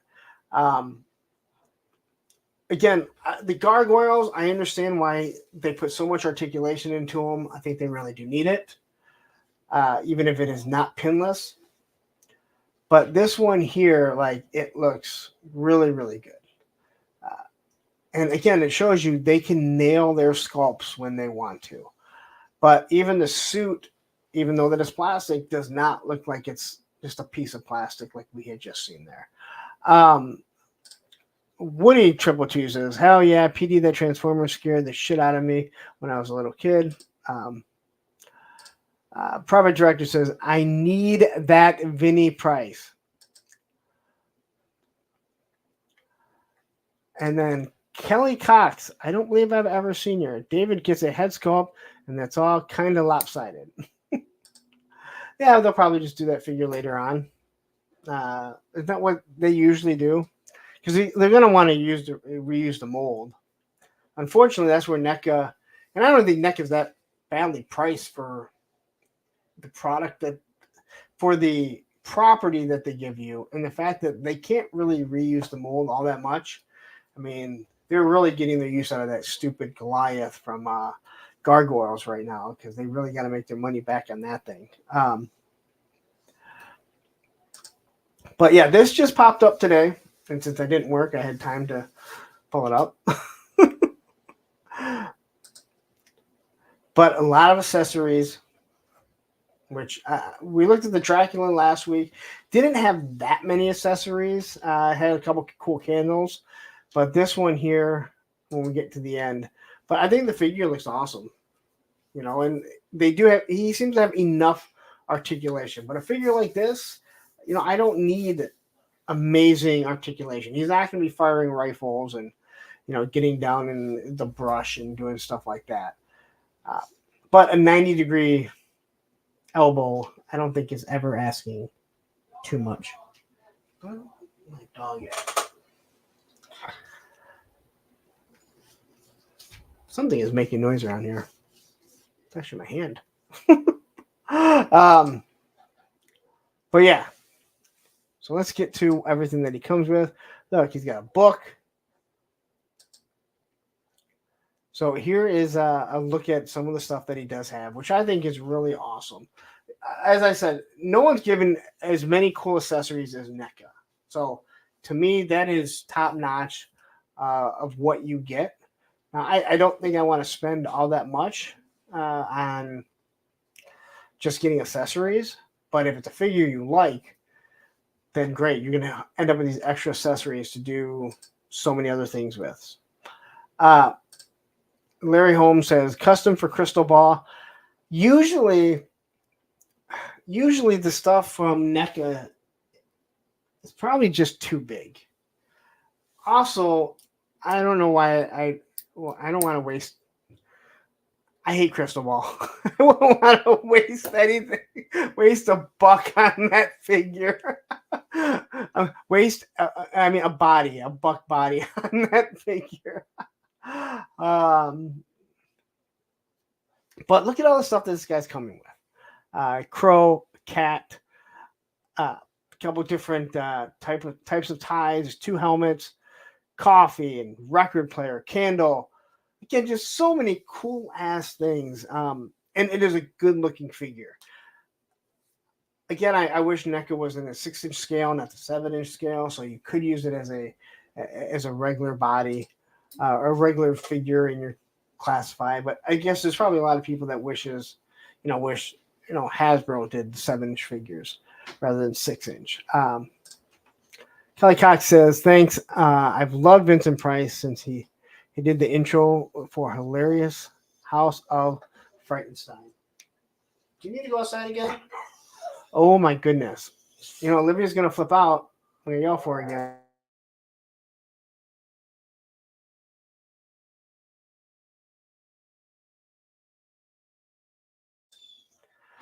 All right. Go. Oh, man. Want to go outside? Go. Let's go.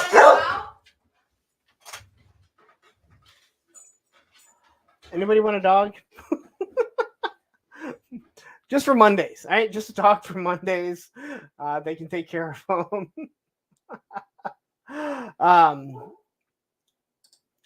We have Allison Troy. I need this Vincent Price able to do a Van Damme so he can fight my Matrix figures. If he's anything like a lot of the other NECA figures, you're not getting a Van Damme without snapping the leg. The Prophet Director, Crystal Ball and Raptor are why I quit G.I. Joe when I was young. They're not the reasons why I quit. I do own both of my. I think I still own Crystal Ball.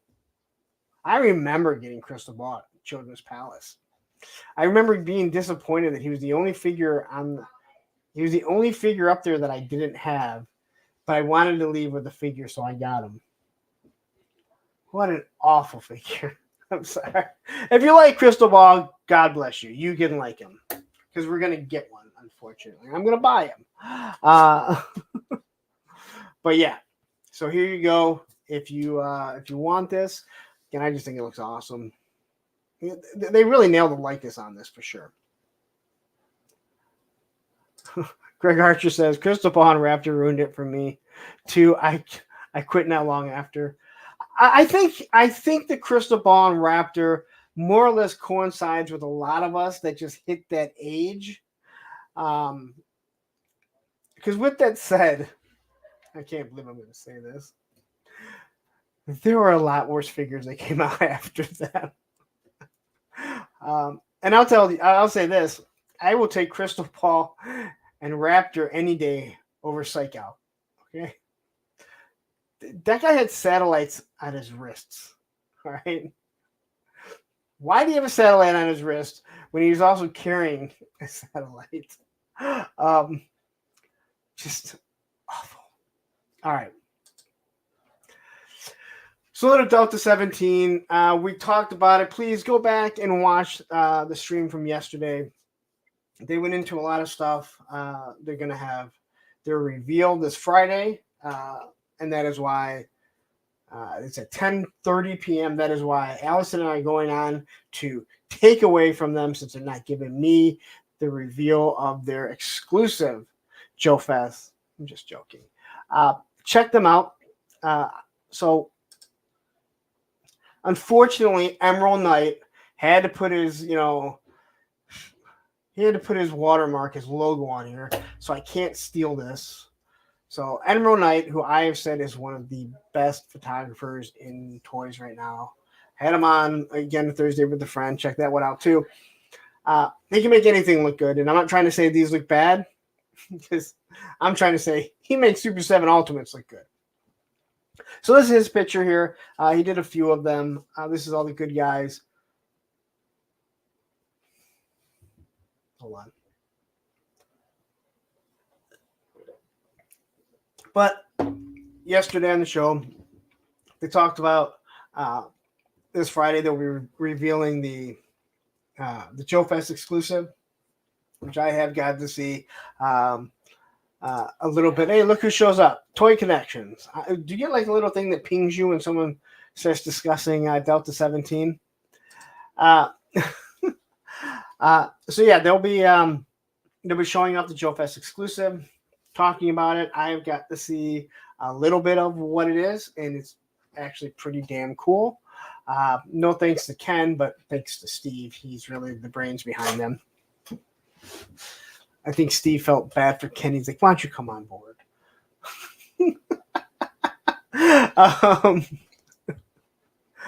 I know someone out there right now like, wow, this guy really hates Toy Connection. I do not hate Ken. Ken and I actually get along really well. I'd say we throw jabs at each other, but I really throw jabs at him, and Ken's like, damn it. Ken says he needed a guy to get his coffee. Hey, we all do, right? HG says, Mark and I replay tonight. Have a great show. Thank you very much. So anyway, check them out. So yesterday, they talked about the product. We really got into the whole idea of having two factions, two bad factions, which is something. I mean, it's different because He-Man went against Skeletor until eventually, the Horde came along. G.I. Joe's always basically gone against Cobra. Transformers, Autobots always went against the Decepticons, but to have two different factions like in real life, the U.S. doesn't just have one nemesis, right? They have multiple nemesis, and there's multiple bad guys. When you look at World War II, it wasn't just the Germans. There was also, the Japanese were, sorry guys, I don't want to upset anyone, but it's history. But I think it's great. They discuss it all. They do talk about their product. And again, since I had them on, I wanted to talk about it. Also at Joe Fest, which is less than a month away, they will be showing off their 1.5 figure. They should have their comic done. So check them out if you're not. I've mentioned before, not everyone is into 1/18 scale. If you're into 1/18 scale, check out some of the reviews. I did a review. Check out some of it, and if possible, order a figure. If you're not into 1/18 scale, understand that if you don't like a scale of a figure or a toy line, there still is nothing wrong with going over there and supporting that toy line if you like it or you enjoy it. All right. I think that's something that gets lost a lot. I'm not a 1/6 guy, but it doesn't mean that I can't look at Hot Toys or Mondo and say that's really cool. That looks really awesome. With that said, if you do a 1/6 figure and you don't make it look good, then you're an idiot because you're going to see every imperfection. Just how it is. It's impossible not to notice all the imperfections. Lucky War 2 says the weapons look great for 118. They do. This is something that I really think that they should look at doing a weapons pack because they have a lot of detail to them. And as long as you have hands that will fit, you don't have to worry about thumbs breaking. That's the biggest thing. This day and age, you don't need to worry about it. All, O-ring figures that are coming out have used PVC scale. So, that's what that is. I was trying to figure out what the noise was. It's my watch band rubbing up against this. I don't need this anymore. Sorry, guys. Like, my arms never made noise like that before. Okay. But yeah, so this is again, just go check them out. They're friends of mine, so yeah, I guess I'm kind of biased towards it. I can be honest. I'm friends with the guys. I'm kind of biased about it. Also, we found out over here, if you look, you can see on Leonidas, he has a dog. And we found out the name live on my show, and it is Flashbang. Because everyone wanted to be named Roman because, and because somebody just yelled at me about calling a flashbang a grenade. Steve was hinting at what it was, and I said flashbang, and he said, "Yep." Steve's friends with you. Ken is friend of me at best. So anyway, go check them out. All right, Monster Force. I swear it's been a long time. And a lot of people are angry over Monster Force taking so long. Now, I am not mad at Monster Force for taking so long. I wish they were here. But they have not taken any money. They have not taken a single dime of my money. So I'm not going to get mad. Do I want it to take 2 or 3 years? No.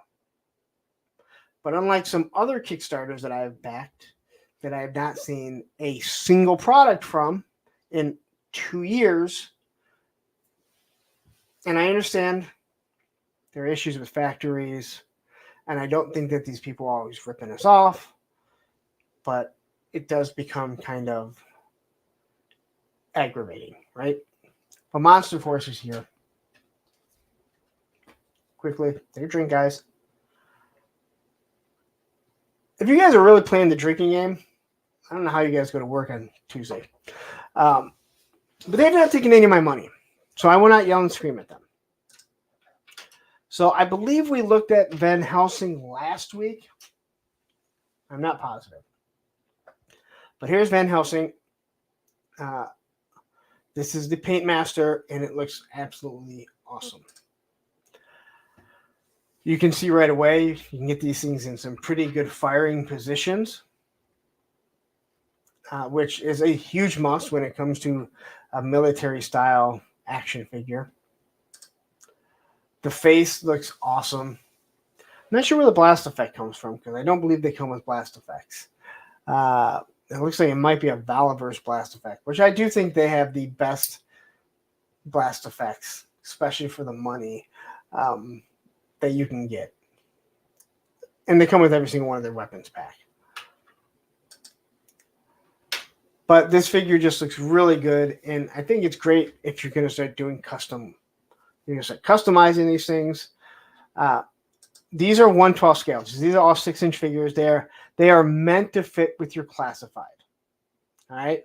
I cannot emphasize that anymore. These are meant to fit with classified. And if you look at some of the other figures, the jugglers that they have in there, they specifically, some of them are painted Cobra, Cobra blue. Some of them are just army builders for Joe troops. Now, it is their own universe, but if you want to use these, and a lot of people don't want to buy Valiver stuff because they're not a fan of the owner and they don't like the way he talks, this is going to be another option for people to jump on to fill their ranks of G.I. Joe. So I think we looked at this one already, but I don't have a problem looking at it again. But this one just showed up. And this one to me was just like the boringest one. When I saw the pictures, it's just the boringest one. He doesn't come with very much other than the hat that he has, a bunch of hands, this magical hand, and then his whatever that thing is. But then you see this and you're like, holy crap, that thing looks awesome. That white really, really pops with everything. This looks like it should be something from a figure obscura, especially what we just saw, right? Like, that could be part of his little troops or whatever. So this looks awesome. Bobby Wold says, I like the general. I want to repaint him as Colonel Sharp. Are you talking about the general with the 4 different heads? Also, Bobby Wold, I was just wondering, what did you win from Aaron the Toy Enhancer today? I'm sure you won something. G.I. Joe Paranormal Division. Don't give them any ideas. But this looks really good. I had no urge for this figure. I mean, I did order him, but yes. Okay, so hates Cristobal, but loves the guy. Loves this guy. What's up with Larry? I hate Chris. Well, first off, I think Cristobal is stupid. All right. But I hate that type of stuff for G.I. Joe. I think that is, oh my God. I think that is that's my biggest issue. Cristobal didn't fit in with G.I. Joe. But for the love of God, where's the staying alive suit? Well, can't not see that anymore, guys. I guess somebody needs to give us a John Travolta head now.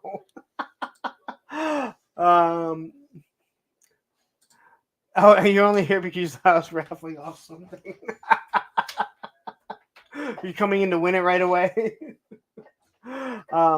4 Feathers, nice to see you here. When are these releasing? I see a lot of renders and samples, but none have released yet. I really like the zombie figs from this line. Well, that is what we've all been wondering. That is all what we've been like wondering, what we've been like waiting on, and it's like, where the hell is it?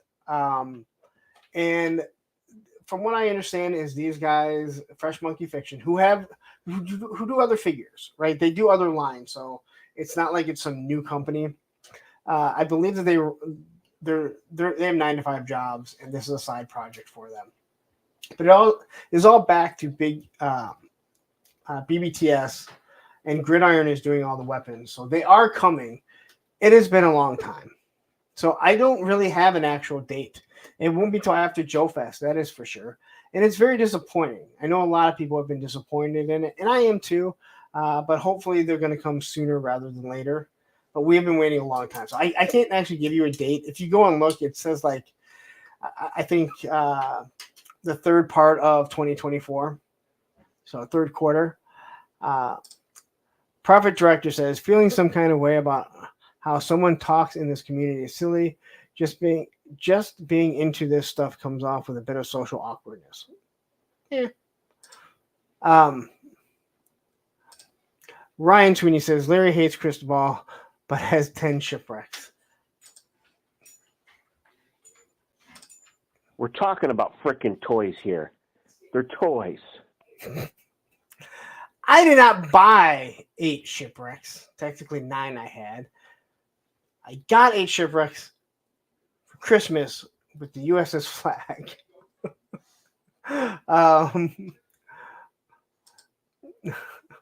K-Dog says, Cristobal was a great add-in because of the hypnotism and mind control He fit in with Mindbender, the Dominatrix.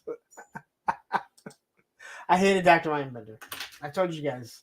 We turned him into Dr. Mindslaughter because we didn't like Sergeant Slaughter. We didn't like Dr. Mindbender. Threw on Dr. Mindbender's, threw on Sergeant Slaughter's arms to Mindbender. Got rid of the cape, and he became Dr. Mindslaughter. All right. Legend Series says second quarter, it says, but I don't believe that's true. But these are the Paint Masters. So this should be the end of it, right? This is the Paint Masters come in, they say, okay, they start doing it, but they got to produce the figures, paint the figures, get them on the boat, ship them over, and they land in BBTS. So as soon as they get to BBTS, and BBTS, from what I understand, does not pay the extra to get things like first class to get it super quick. And they really have no need to because they're not competing with anyone. But it would be awesome. I'm not gonna lie. It would be awesome if these things were ready to go at Joe Fest. Had some of them at least. All right. So this came up today, and this is another Paint Master. Now, the first four figures, the weapons are not done by Gridiron. Okay, and I think you can see it. Now, these are some sort of zombie type figures. With some weird-ass weapons. I hate these weapons. I think they look awful. But everything else on the figure looks awesome. Clearly, you can see that they are based off Nazis.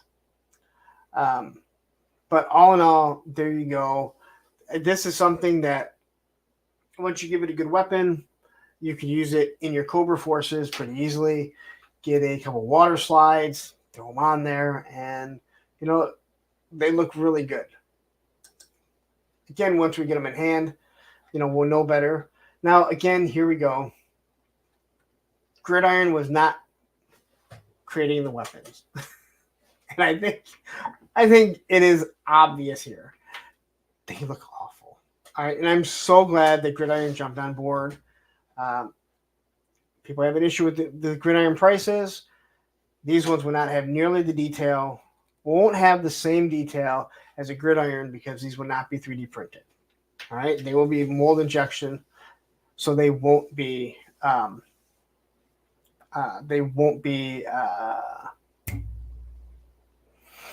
have as much detail, but they'll look nice, and hopefully you'll be able to get packs of Gridiron weapons at a cheaper price. Eric asked, I believe they're $36 each. And most of them come with a lot of stuff. Yep. So Legend Series confirmed. Yep. Fight and Codename says they are Splatterpunk.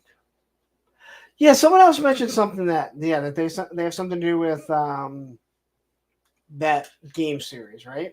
Which I know nothing about. Not Splatterpunk, right? It's called, I forget what it is. But either way, the figure itself looks pretty good. As I mentioned earlier, I have lots of weapons, so I can change what I want. But this is the other Paint Master, and this just popped up today, so and you can see like this mask is completely different than this one. But all in all, something that is I am definitely excited about, and I know Ed, my moderator, has been. He's the same way. Like, for the love of God, can we please get that? Also, I want to say to Ed, my moderator, here he is right here, saying about $35. I want to say, give Ed congratulations. His son just left for the Air Force, and then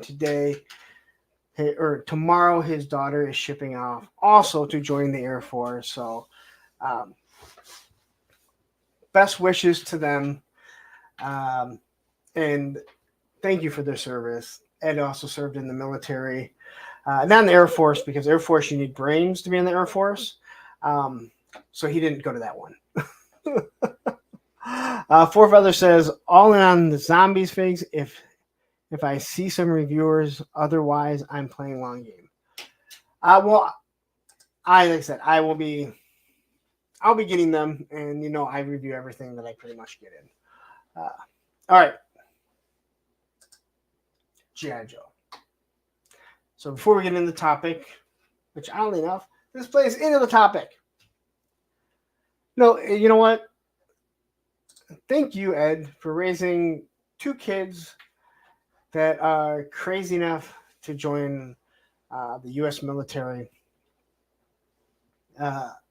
I know it's something as much as I was into G.I. Joe, something I never wanted to do. I don't like people telling me what to do. Might be part of the reason, but there's always a topic. We just don't always get to it. I can only stretch out the news for so long, right? And the news don't get stretched. The news isn't as long as people think. It's, I talk for 30 to 50 minutes before we get into the news. But anyway, so this is going to lead in the topic of the dates being pushed back. So some guy posted, I don't know who it was, some guy posted these. I'm not sure who it actually was, but he got these in hand. He's in Australia somewhere. I'd say go look him up, but all you'll find is Shark Eyes. Actually, he fixed it. So Shark Eyes Reviews, one of the first channel members, one of the first people that was on Thursday with a friend, he got these in because Australia is getting them before us. So he has Beachhead here, the retro Beachhead, which looks like, from what I can see, Beachhead. Other than the, I hate that gun. That gun is absolutely awful. I hate that fucking gun. And I hate the gun because it's fucking made shitty. All right? It's the same one that comes with Airborne and comes with Firefly. It's just flimsy and everything, right? And if you don't have the suppressor on it, it looks really, really, really, really, really, really, really dumb. I'd say really more, but I'm not sure if you guys will stick around for any more reallys. A good comparison. Now, he doesn't have them compared to the O-Ring. So I'm just going to say, don't even watch his review. Wait till mine comes out when you can watch me actually compare him to the O-Ring one and we can see how close it is.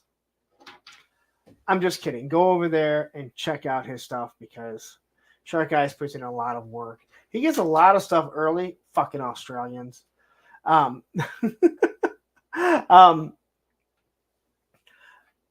He puts in a lot of work, so please go check out Shark Eyes. He does a really good job. Sometimes he might even show up without a shirt.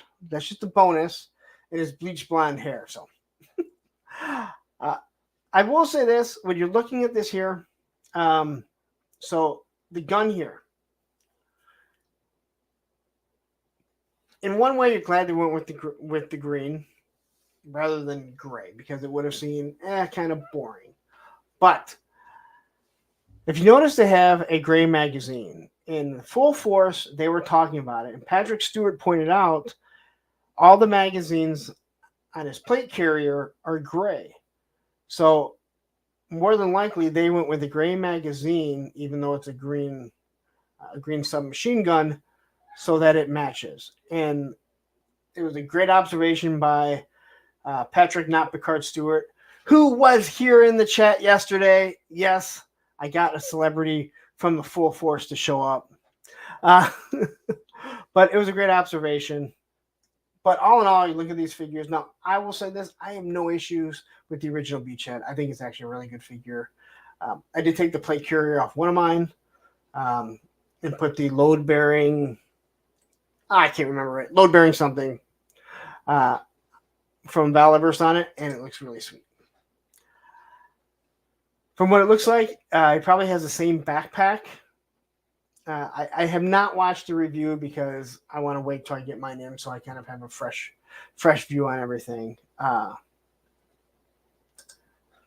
Is that what you're talking about?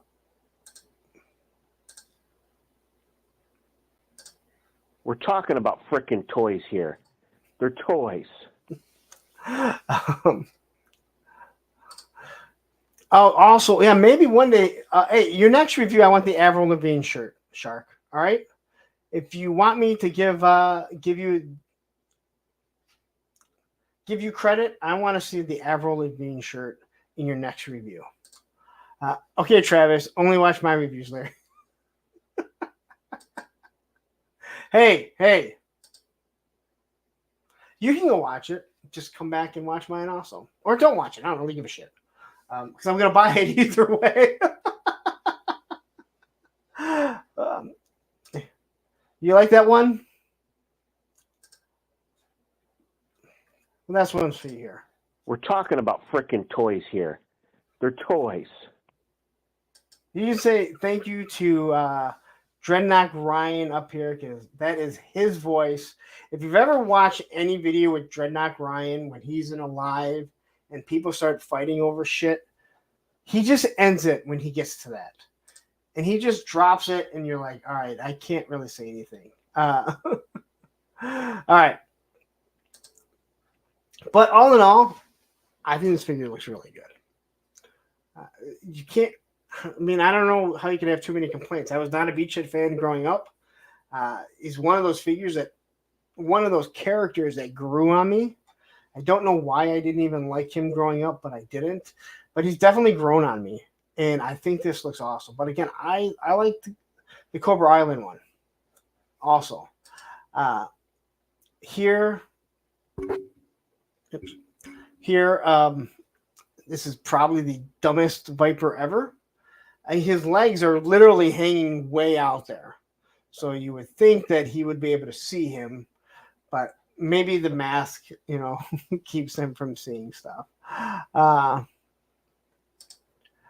Hopkins says, I probably missed whether you said anything about it, but what was your take on the 60th anniversary action soldier? I'll discuss that after I get to that. I'll talk about that. Well, you know what? We're going to be switching figures after this. I almost brought one up in here and just had it. But I'll get it to right after Beachhead. We'll talk about that. But all in all, this is what the G.I. Joe team needs to do. Make classified figures, classify them up in the box, give you retro figures that look like the O-rings. Appease to everyone. Make the whiny bitches that only want the O-ring version happy. So the line of classified can survive. All right, I'm going to remove this really quick. So, Hopkins asked, I probably missed whether you said anything about it, but what is your take on the 60th anniversary action soldier? I have absolutely no issue with it. These are toys. I'm sorry. Give me a second. We're talking about frickin' toys here. They're toys. It's just that. They're fucking toys. All right? I know what you're alluding to, and that is Bobby Vela doing his hit piece on the Hasbro team. Don't get me wrong. We already had Tony Roberts, Analog Toys, do the exact same thing. Did a whole fucking hit piece. How Tony Roberts fucking, in his video, actually asked for them to lose their jobs in his video. Okay? It is not a biased opinion. All right? It's not a biased review. An owner of a company should not be reviewing something, especially when everyone already knows that he has a biased point of view towards them. Okay? I am not a soldier. I am looking at toys. All right? Is it a perfect figure? No. I totally forgot that they said that the vest was going to be removable. All right? I completely forgot that the vest was going to be removable. It would be nice if the vest was removable because no one really wants to pop and swap their figures to take the vest off. Okay? There is no doubt about that. But I think it is a good figure. I don't like the double-barreled M4 in general. I think it would be awesome for a character a G.I. Joe character that uses a double-barreled M4. Like, that is just his thing. They should have a regular M4 in their line that they could have used. But I think the figure is actually really good. A lot of accessories, a lot of things to change. No, and I get it. Like, but you kind of have to address it because it's a good figure, right? Most of the classified figures have been good figures. But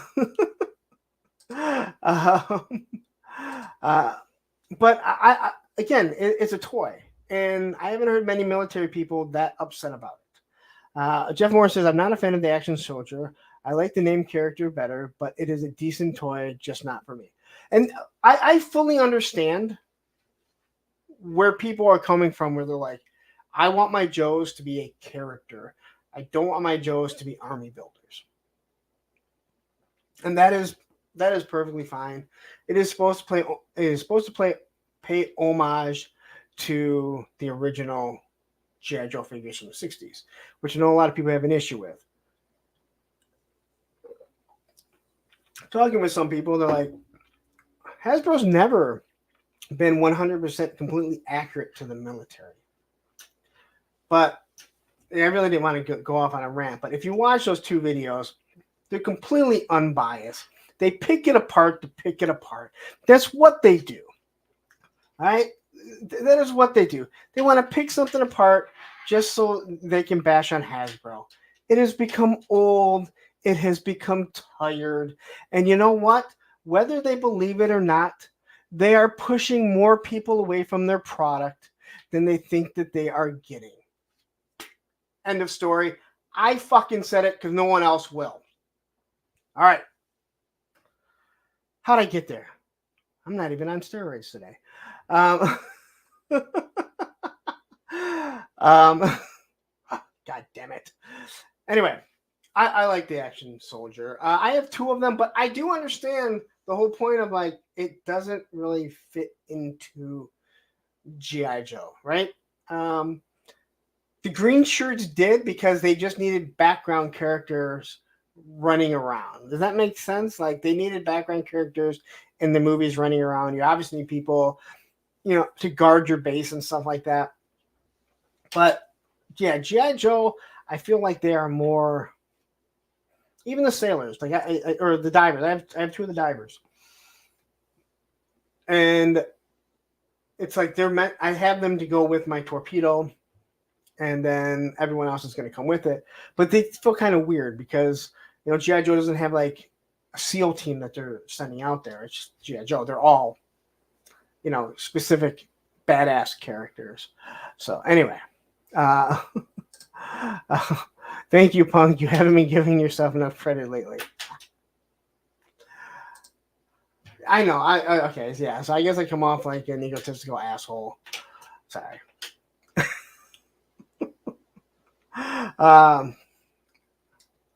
Okay. Back to this. So here we have Naga Hide. I do not have Naga Hide as an O-ring, so I will not be comparing it. I don't really know too much about this character. I know this figure does come with lowlights, sniper rifle. It also comes with Shadow Tracker's backpack and bow and arrow. Quickly, Frostbite says, remember when you were young and G.I. Joe did missions with the man against Transformers? Who cares if someone thinks a toy isn't accurate enough? Yeah. Bobby Walt says, I'm not upset Australia got Naga Hide before us. He might be a hometown hero over there. That's another thing. Like, he kind of does belong over there first. So anyway, looking at this here, I think the figure looks pretty good. This reviewer, Dolphin Fin, I think he's the one who got it. Dolphin Fin reviews, Dolphin Fin toy reviews, I think is what it is. He shows them off, And I'm going to say this. Hasbro, lose these boots. I don't have a problem with boots with shin guards. I have a problem that your boots with shin guards do not have good articulation moving forward. That is my only issue. And I can already tell you this is going to be a problem. Especially when he has a fairly large backpack. They tend to want to lean backwards. And if anyone knows, I don't use stands. I hate fucking stands. They look ugly. They look fucking gawky. If you're just up in a display static pose, great. Yeah, Matthew says the lower body's trash. Dump the 01 roadblock parts. I'm with you.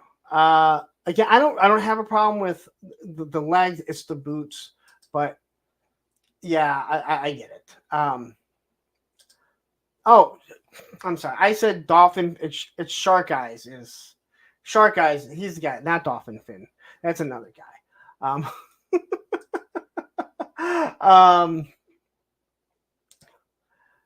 But you can see everything that he does come with.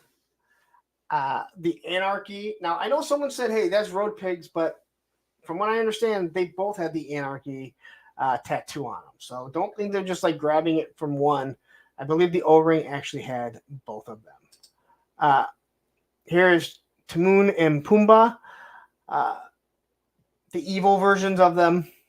Now are we going to get a Simba and a Mufasa and a Nala and a Zazu? I love the Lion King, so having evil versions of these guys is awesome, especially one with a patch on his eye. It's pretty damn fucking badass. We have the tattoo. I love the scars. It's not little hair pieces like Homer Simpson. It's scars, probably from tracking a tiger or something like that. So you can see he has an ab crunch here. This is a very awkward looking picture. Shark Eyes. I'm just gonna say that. I look at it and it creeps me out. Like you're not supposed to move in that type of position, right? But yeah. So, but yeah, there it is, man. That is all we have for G.I. Joe here. We're gonna remove this here.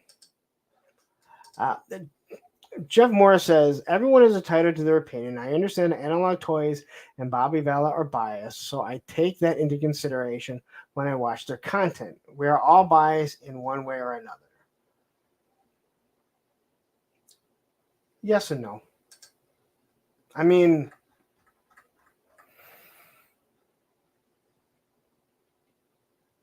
I'm going to try not to say anything, which is so hard for me. I just don't think that an owner who has a grudge against the company should review something and then completely try and dismiss everything that he doesn't like about it. And then another person who has proven to be biased for many reasons, one of them being talking about Viper Island, omitting that Viper Island got my channel banned. And then when Impossible Pie said, hey, Punk also got his channel banned, and he said, Punk's a cunt, that's why I didn't mention him. Whether or not you like me or not, it was part of the story. You can't omit something because you don't like it. That is a biased opinion. If that's how you want to do your thing and run your channel, then that's perfectly fine. I think my opinion on them as people that we see is well documented. I think everyone knows how I feel about them. Does Bobby make a good product? I think he makes a hell of a product, to be honest with you. I think his figures are top notch for the most part. He has problems, but so does everyone. I just don't think that when you decide to get down and dirty and now you're opening And again, you read all this stuff, you go into the communities and it's just turning more and more people off. I don't know why you'd want to do that. I really don't. I don't. But that's how he wants to run his company. That is fine. I can tell you numerous people that have walked away from his product because of that. And hey, I'm sure he got some loyal fans because there are people that just hate Hasbro. People want to hate on Hasbro. Hate on Hasbro all you want. I don't give a shit. You can hate whoever you want. Hate Mattel, hate Hasbro, hate Four Horsemen. Don't really give a shit. You buy with... We're working hard for our money, so if someone says, I'm not going to buy because I don't like him. I once asked one of my best friends about skateboarding. I said, have you ever bought a skateboard or shoes or something from like a pro model shoe or pro model board because you like a skater? And he said, no, I haven't. But I have not bought a lot of stuff because I don't like the person. I think that stands true for most people. But I'm sorry if that's not what you were asking and I went off on a rant. It happens. I have a hard time not just giving honest opinions. I think I froze up. I think I may have froze up. So,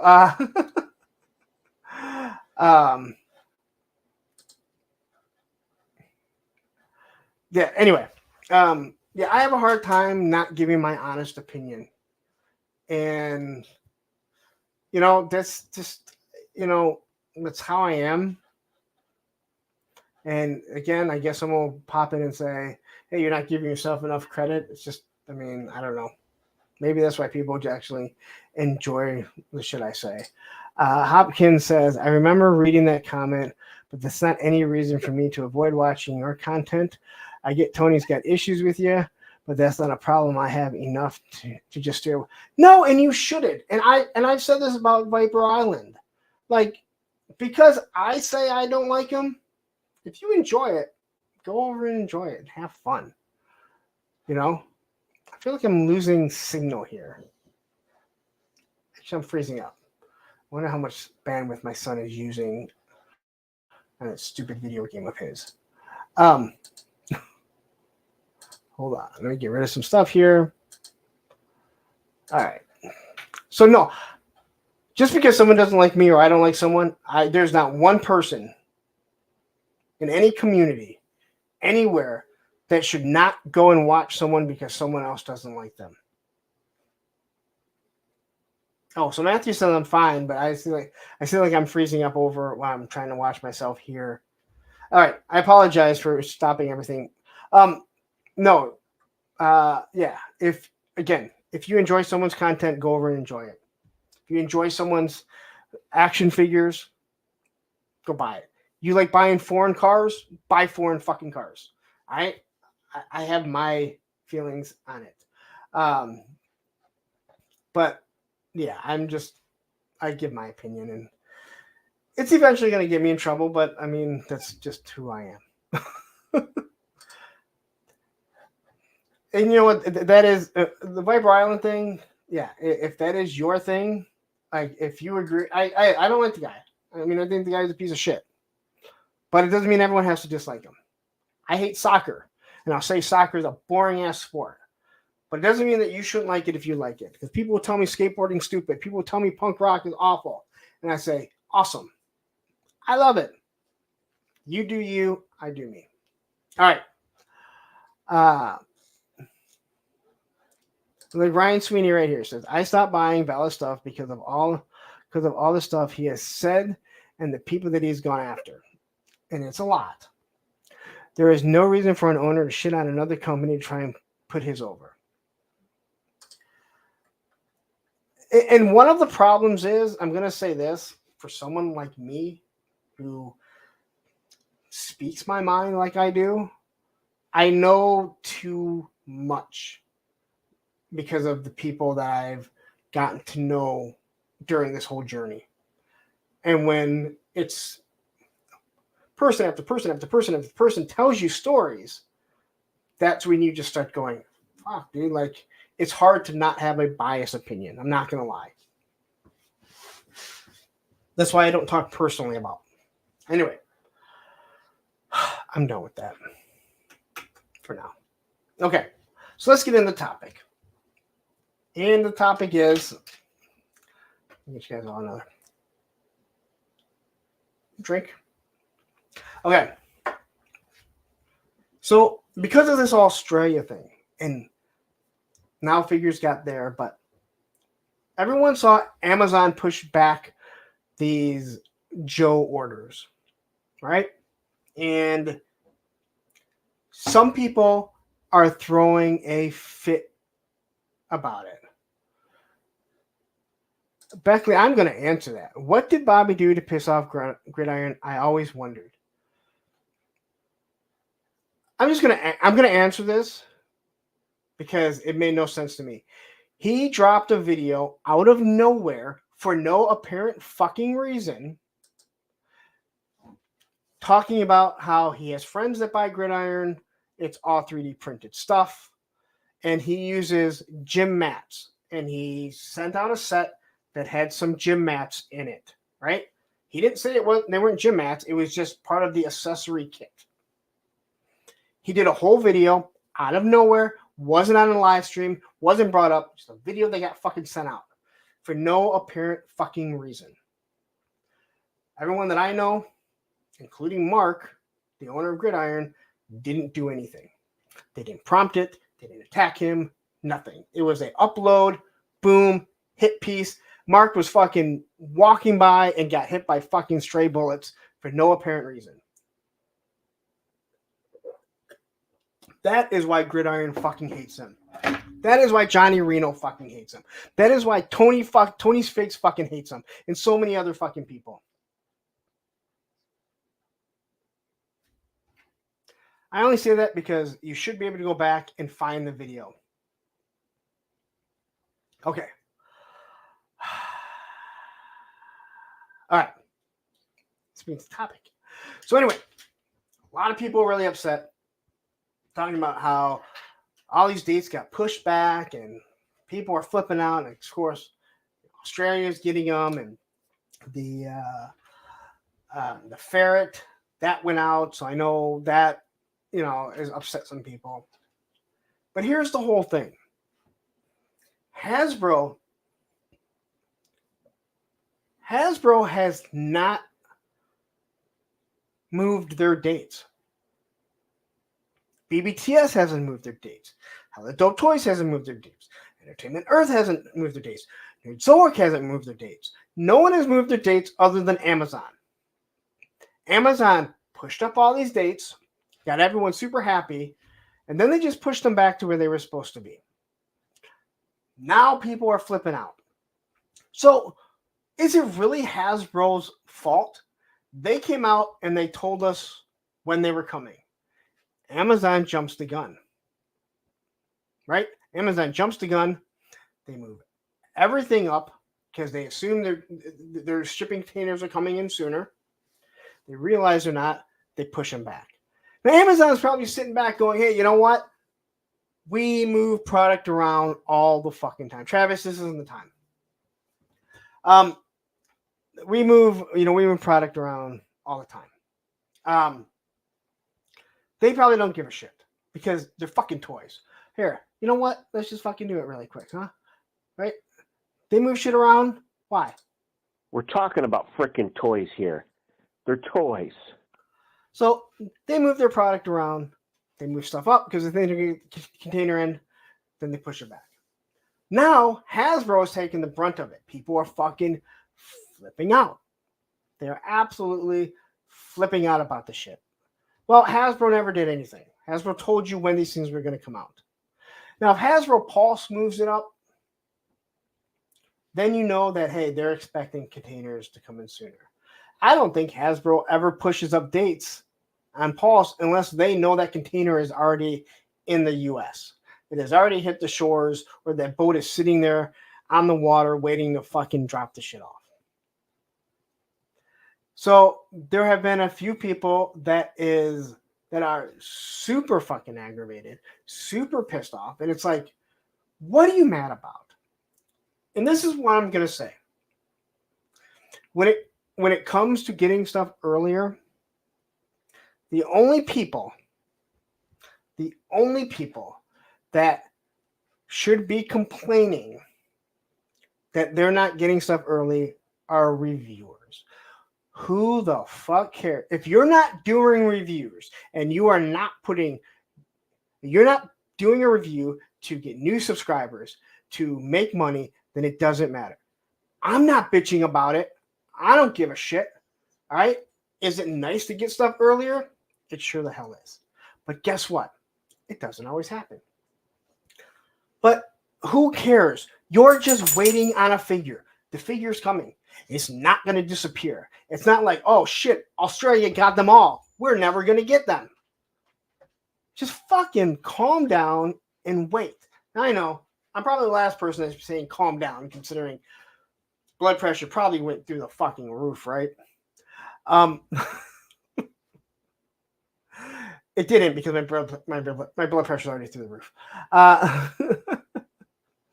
Hey, look, Jeremy Kimberlin, perfect. Dates are imaginary. That's exactly right. It's pretty much damn straight. Dates are just fucking imaginary. But reviewers are the only people that should really be okay. I'm gonna back that up. Reviewers are the only people that I could see being aggravated that they're not getting the product first.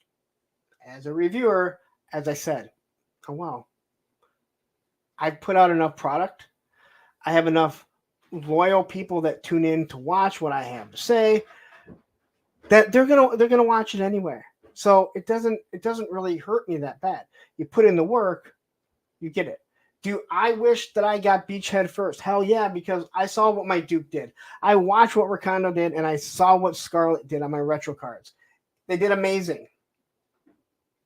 But if I didn't get them first and I got them a week or two later, oh well, I do the product, I do my review, put it out there, people watch it, they enjoy it, or they don't watch it. It doesn't matter. Maybe they give me a dislike. I get 4 dislikes almost every single classified. Almost every live stream, I get like 4 dislikes. Thank you for the viewership. I don't know why you're seriously. You're really going to watch something you absolutely hate that much? It makes no sense to me. Although someone's going to say, hey, you just talked about so-and-so. I understand. Anyway, but I'm going to dislike things because I don't have the effort for that. But if you're just a collector, there's more than enough stuff that you're going to get, right? There's more than enough stuff that you're going to get. You can just sit back and wait. You're not having any monetized value of getting it first, other than you want to have it in your hands. Well, we all want that. But going on, these guys that go on the internet and they're flipping out about the shit, and they're getting, they're getting everyone, they're getting all the sheep all fucking riled up because that's what they can do. It makes no sense to me whatsoever. It really doesn't. Just wait for the product to come. The product will come, you'll open it up, and you'll enjoy it. As a reviewer myself, I paid extra to get figures a little bit earlier, right? I paid extra. That's on me, because I know that I can make it up on the back end. I'm doing this to grow. And by obviously doing the reviews, I get to grow. But I'm also not hitting up Shark Guy saying, hey, you know what? Send me that stuff. Get one for me and send it to me. I'm not that concerned because it's going to be coming soon. And Shark Guys has said before, hey, you know what? We still haven't got some of these waves that all you guys have. We haven't got some of these waves that you guys all have. And like Tony's figs here, I'll pay extra for my favorite figs. Exactly. But you're not going to cry and not throw a fit because, you know what? Amazon moved it up and all of a sudden, boom, it's pushed back. The profit director says, you can't always get what you want, but if you cry sometimes, you'll get a tissue, you overgrown baby. Yes. I think most people will just ignore you. And But it definitely is one of those things. And again, we see it more and more in the community. Now, do I think that Hasbro should be allowing G.I. Joe to have more release dates? I'm not saying more figures, but more release dates, so it's not a big log jam of stuff, which is what we tend to get, right? We tend to get a big, huge, we get hammered with figures, which, you know, I did mention to Bobby B about, because he had mentioned something to me, and I was like, yeah, but some of those figures you got from overseas, so the actual release date, I don't know where he got them from, but he got some of the stuff earlier this year. You got them early, but you know everyone else didn't get them. You you got them from this store or that store, or whatever, and I did the same thing too. So I'm not saying Bobby B in general. So sometimes our timeline is skewed of when people are getting stuff. If you jump over to a CMD store and you get it early, well, maybe it's not supposed to come out for another 3 months. All of a sudden, you think, oh my God, it's been so long since we got product, but in actuality, we got the product sooner. But I do feel like Hasbro, who looks at G.I. Joe, and which makes no sense because it's all profit for them, but you do have to placate to, to Lucasfilm and Marvel Entertainment. You do have to placate to them to make sure that they're getting product out the way that they are expecting to. So I mentioned this before when it comes to G.I. Joe. If you work for someone, the way that it's supposed to work is that person is the last person to get paid, right? I mean, that's if I'm the owner and Decadent Dave works for me, Tony's Figs works for me, and Pop Blender works for me, I better not have them working all week and then say, hey, you know what? I just don't have the funds to pay you as I'm driving away in my Mercedes, right? I need to make sure that they get paid before I get paid. G.I. Joe is a Hasbro property. So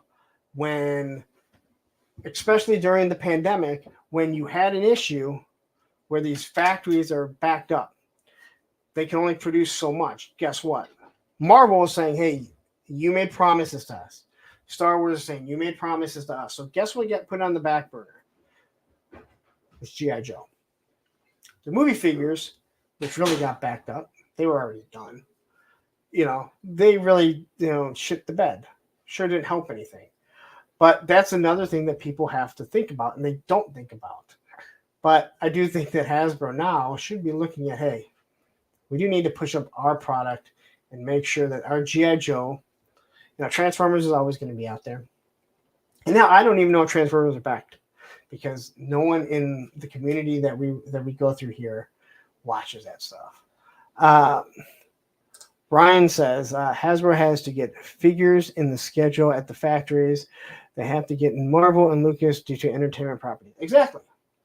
Priorities. Entertainment priorities. Exactly. And that's part of your licensing agreement. Hopkins, you're absolutely correct. I mean, from everything that I can see, it sounds like it's nightmarish. Like, it sounds absolutely awful. It also didn't help when you had, it also didn't help when you have someone like Kathleen Kennedy that doesn't want to let the Star Wars team see what figures or see like the property so they can know the figures that they need to make. So what's up with the HasLab, right? Look at the G.I. Joe HasLab, right? We all assume that Yojo June is when it's going to come out. But even though we all know what the Star Wars HasLab is, it was supposed to come out on the 3rd. Have they announced it yet? But we all know what it is. There's no doubt in my mind that Lucasfilm came in, looked at it, and said, this needs to be changed, that we want this added, we want this. I fully believe that that's what Lucasfilm came in. So now it's pushed everything back. So now does that mean that they're going to just push it back till after the G.I. Joe campaign, or are they going to push all the HasLabs back? Because either way, Emily came out and said, hey, we learned a lesson. We do not want to cross streams. Right?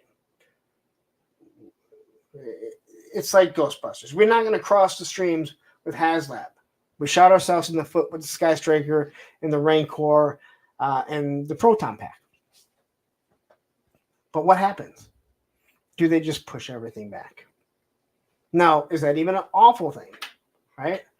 Is that really an awful thing? I saw someone on the Full Force say, do you think we can get two G.I. Joe HasLabs a year? And Chris was like, I think one's good, right? Like, I don't think I could afford 2 a year. Like, that's just crazy. And it sounds like a great idea until they're not funding anymore. It sounds like a great idea until they're not hitting all their tiers in 3 days, right? But to me, it's just been, there's so much shit going on where people want to throw a fit about all this stuff being, it's being pushed back. But it's not a Hasbro thing. We are finally out of, I believe we're fully out of the COVID backing up, right? And everyone hated the whole COVID thing. Oh, that's just an excuse. You know what? There were I live in Michigan, right? I could drive down these fucking lots and see cars, thousands of cars just sitting there because they didn't have a chip. Because guess what? The chips were backed up. But yeah, it's absolutely, I don't know. It's I need to stay away from the classified community and like those Facebook groups, because there's so many people, and I've mentioned this before. I don't have a problem with new people coming into the hobby. It's the only way it survives. I do have a problem with new or old people that act like they don't know what Google is and they can't take a second and look stuff up and figure out, hey, before I ask a question and waste everyone's time, how about I do a little bit of research on my own? And that just seems like an issue in this world. And it drives me nuts. And I'm sure I've done that too. I'm sure someone will say, hey, I remember you asked this question. I'll be like, yeah, I did. I brought up how I hate people eating on live streams, and I got brought up, hey, weren't you just crunching on some chips? I was like, I actually was. All right. I was a total hypocrite. All right. It wasn't on this stream. It was on the Playhouse when Ed was hosting it. And here's Tony. I don't care. Just give me my McFarlane, Joe's, Legend, Jada, and some ladies in to date in between. Exactly. You see, and here he goes. He's all about. He's all now into the McFarlane. I said you're getting into the McFarlane. He's like, no. Northern Nomad. Remember, Upon with Toys. Remember, it's Chad hates the word community. It's just what this is, man. I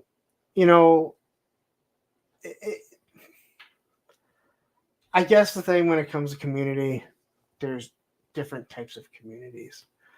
This is my community. You guys are all part of it. I'm not the leader of it. I don't want to be the leader of it. There's so many wonderful channels and wonderful people that I'm meeting. They're the people that support me. That's really what it is. It's a support group, right? Basically, we're a support group for people that can't get away from the plastic crack. All right. I have a support group for, skateboarding. It's not as big as this one anymore, especially not at my age, right?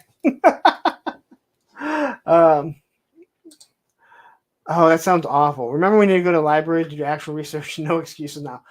Exactly. And I can't tell you how many times I've yelled at my kid, like, fucking Google it. I don't know what to Google. Google close enough. Eventually, you'll figure out what it is. Eventually, you start Googling something, like you start hitting the right keywords, it comes up. But yeah, I know again, This is Monday Night Toy Ramblings. So the topic of kind of converted to me being aggravated with people. I know, shocker, me being aggravated. Like that never happens. But yeah. But back to what I was saying. I just think that there are a few people that get everybody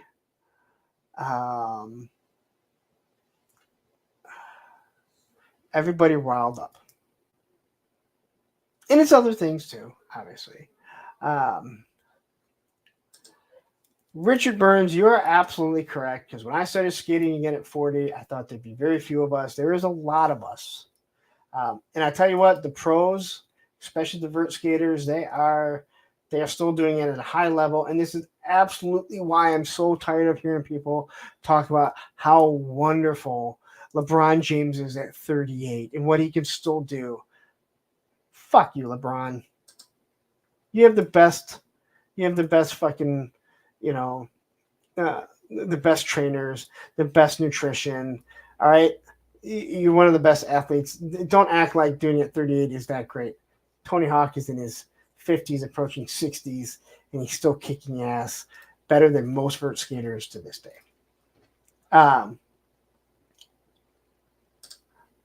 Northern Norman says, it's to the point where if you don't offend someone, then you're doing something wrong. Yeah, I think people are just looking to be offended. I've been saying that for years. I know other people have said the same thing. It's not like it's my thing. Like, oh my God, I'm the only one that ever said it. But people are waiting to be offended. People are looking to be offended. People go out on YouTube. They put something out on YouTube. And when someone comes back at them for something they said, then they're mad about it. Then they've created a fight. I've said this before. I don't have an issue mentioning anyone's name other than 3 Stacks to the Max because he told me to keep his name out my mouth. I don't have a problem mentioning anyone's name when we're talking about something specific, right? You put yourself out there. You said something. I should have the right to comment about it, right? I say stuff all the time. If somebody wants to go on their stream or I don't know why you do a video or whatever, about something that I said that's incorrect that you don't like, well, I'm fair game. I went out here, I put myself out there, and I said what I said. And if someone wants to, challenge me on it or,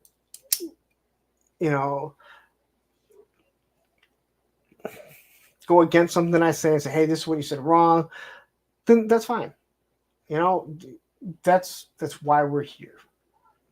Again, I don't know how we got here.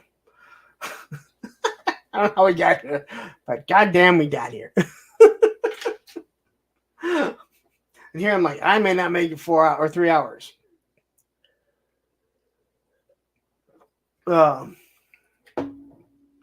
yeah. Ryan says, I'm offended that Hasbro hasn't made a hoodie Cobra Commander. Yeah. See, I can't get mad at you because I know you understand the hooded Cobra Commander thing. Seriously, one of the worst topics. I absolutely hate that topic. We have Jesus here. This is not the real Jesus, though, right? You're not the real Jesus.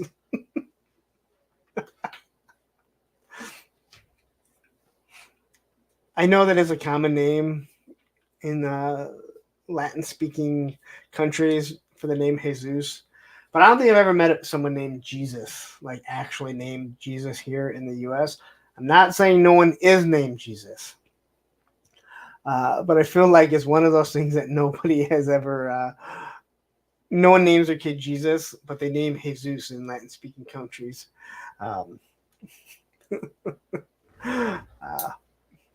And I just saw your name. It's one reason I brought it up. But glad to have you here. Jesus should be respelled Jesus. Okay, so now I'm thinking of Die Hard.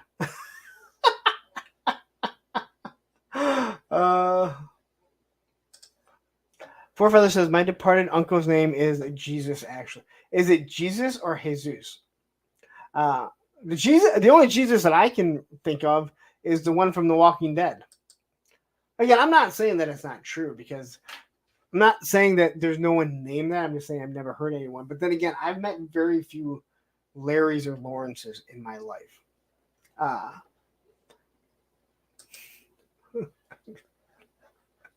I'm not reading that, but it's there.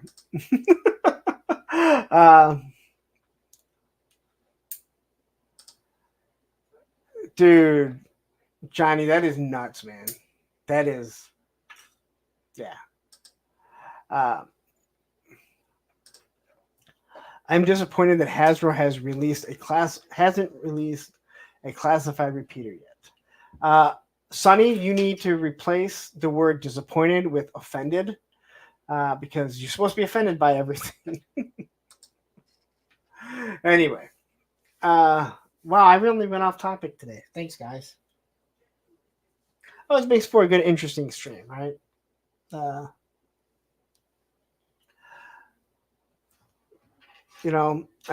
think I hit most of the stuff that I wanted to discuss with the pushing things back. Dark. Someone's going to tell me how to speak. Aeons, I think you have one of the best segments in your last hour. Thank you very much. I appreciate that. I kind of make people wait to get to that point. That's why I think a lot of people, I watch the numbers and I see it does start to hit up. I do appreciate that. I just, I come up with a topic and I try and, speak my mind. And I think a lot of times when you're doing things alone, you don't have someone to wrangle you in if you do start going sideways. And I let the chat dictate a lot of what I'm discussing, because it's like a talk show. You listen to a sports talk show, they may want to talk about, Detroit Red Wings, but everyone wants to talk about the Lions. You're kind of going to go with that.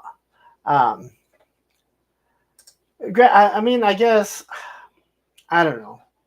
I didn't mean to. I really didn't mean to.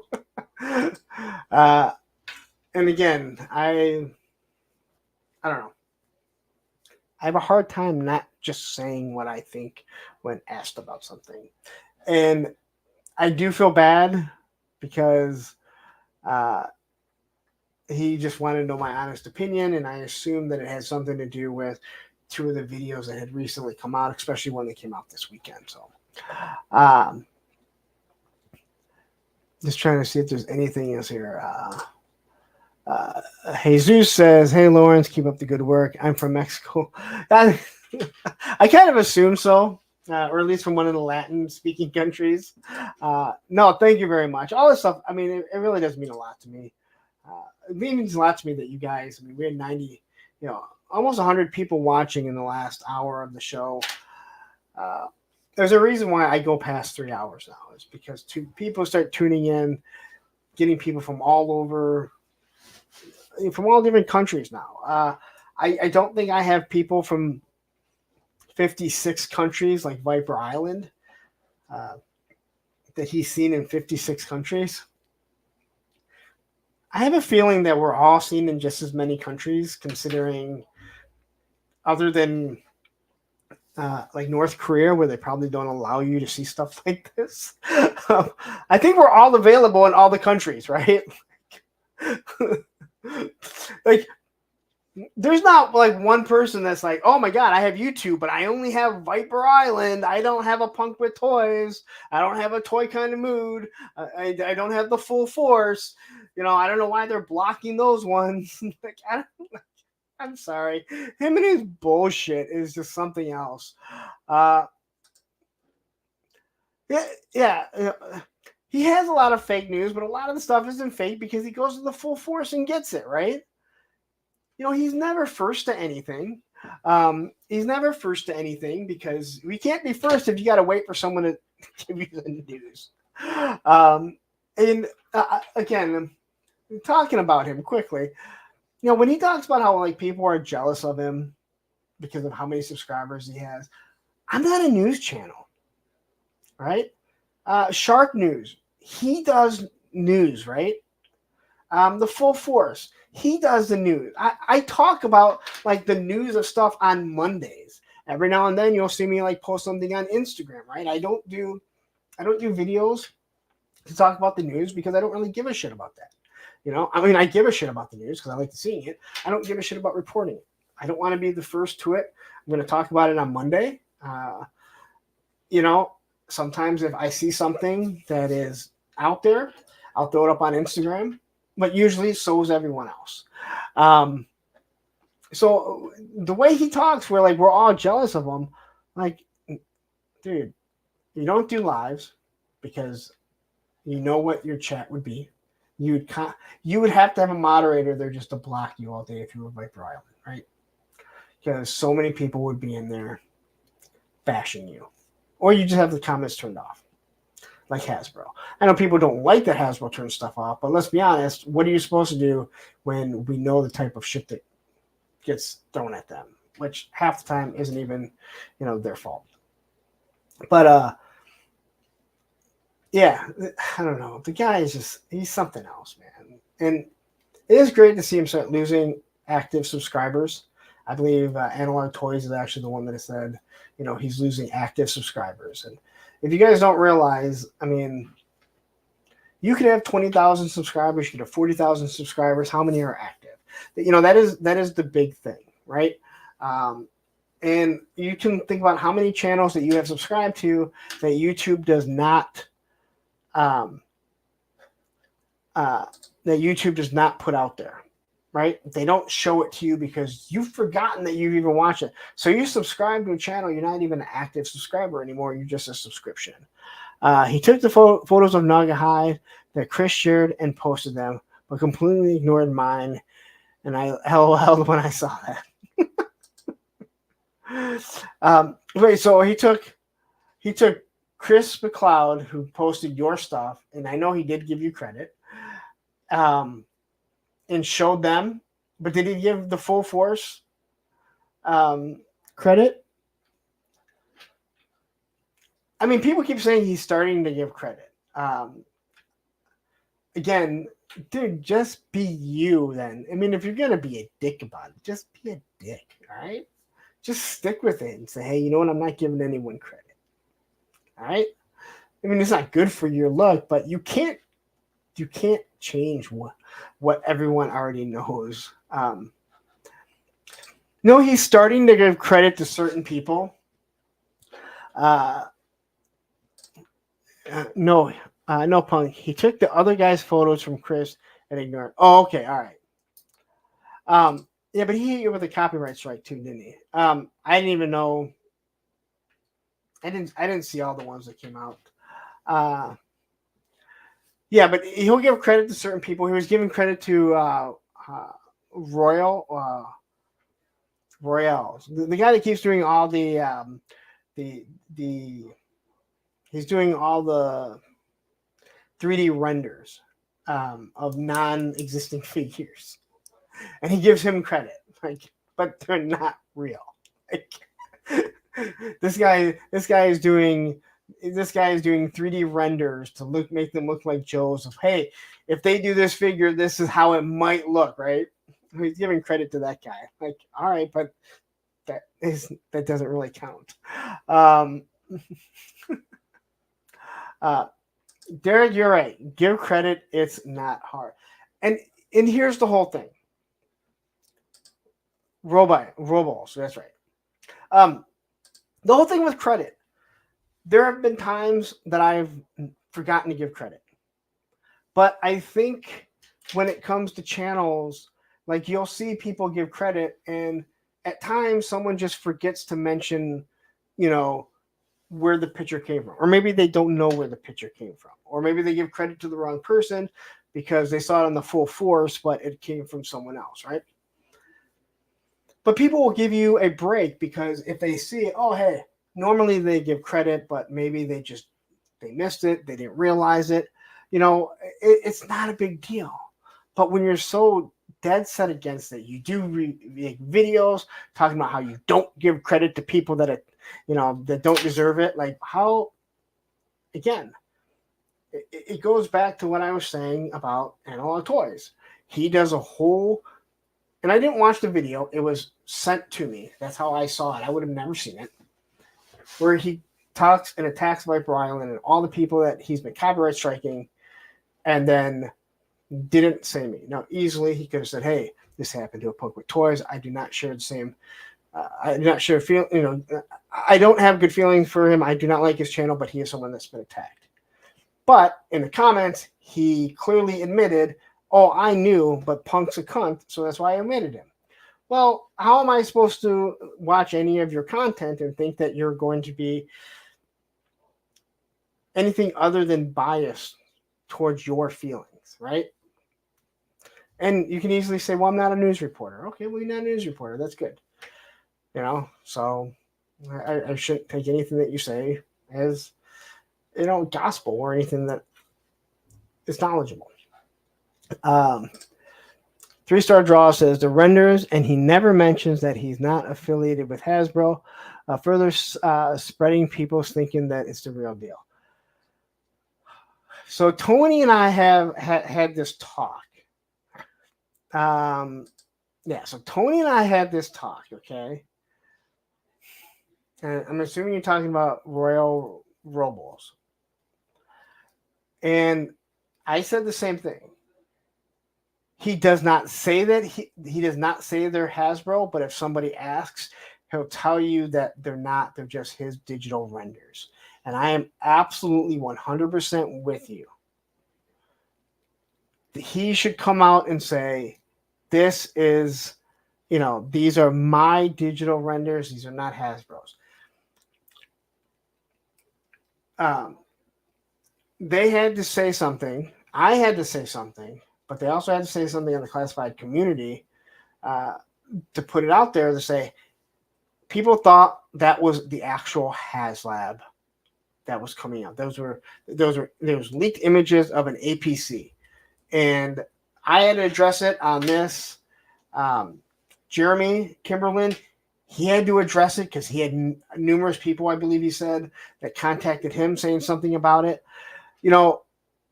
That's where the problem comes. Like, you put something out saying HasLab, you make it look like HasLab. You don't say that it's, that it's just a digital render. You never say it is, but unless somebody asks, that's when you say, "Well, no, this is just a digital render that I did of something that it can look like." But now you've got everybody up in arms thinking, "Oh my God, this is it. This is," well, first off, as cool as that ABC looked, they won't do that because nobody wants something new. They want the 80s version of it. Here's Jeremy right now. The amount of messages I got about Royale is frustrating as fuck. Love his stuff, but damn, misinformation runs wild. Exactly. And he needs to start putting that up there. Don't tell me, and I'm not saying you can't tell me he doesn't know exactly what he's doing. He never puts in a Valaverse weapon with it, right? He never puts in a gridiron weapon. He goes and finds a classified weapon that's pretty close. And if he has to create a weapon, it's something that you've never seen before, and it's a digital design that looks like something that figure would have. It looks exactly like the Hasbro digital renders. And yes, if I'm answering it here, I can only imagine Jeremy, running, being one of the people that runs that pages, having to answer those questions. And it has got to be fucking frustrating because, unfortunately, I've said this before and I'll reiterate this probably to the day I stop collecting G.I. Joe. Most of these people are G.I. Joe collectors, not toy collectors. They don't understand the business. They don't pay attention. And that is perfectly fine. But they're naive and don't know any better. That is why people watch Viper Island. They jump on here. They want to find, "Oh my God, this G.I. Joe stuff is awesome." Boom. They type in fucking YouTube, G.I. Joe classified. What comes up? Viper Island. He's in 56 fucking countries. Oh my God, This guy's got to know shit. He has great production. He sounds like he knows something. He has a son. Why would you have your son there if you didn't know something, right? People don't realize this is fucking Captain America. I mean, he's Captain Canada with a fucking really cheap fucking, vibranium shield, right? That's what happens. That is why you hear people in the Star Wars community that like Star Wars but don't know Star Wars and like, I heard Mike Zero, and you go, just stop. If you heard Mike Zero, it's not the right information because the guy doesn't know shit. Although I kind of like Mike Zero because he's really committed to knowing his shit that he doesn't know.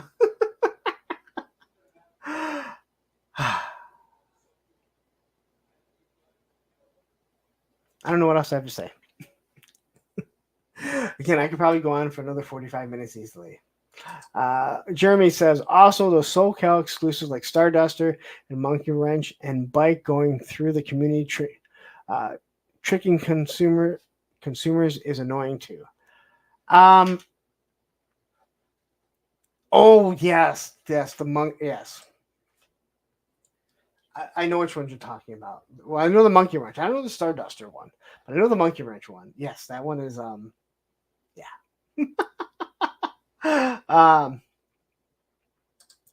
So Tony says, yes, naive, gullible, and will believe any damn thing. Royale has been doing Digibash renders for a long time. He has. But all I'm saying, and I have no problem with it, because he does not say that it is, look at this. This is what I just got, right? But he also doesn't say it. So he's omitting a lot of information that would clear up a lot of things. Just saying, hey, these are my digital renders of how I think they would look. Enjoy them.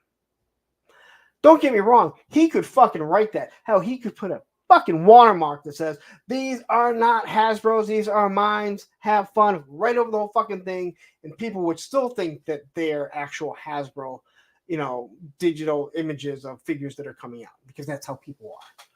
But without even doing it, it definitely does drive people nuts. Pop Blender says, man, Punk's been on a rant. Obviously, it's okay. You aren't being disrespectful to anyone here.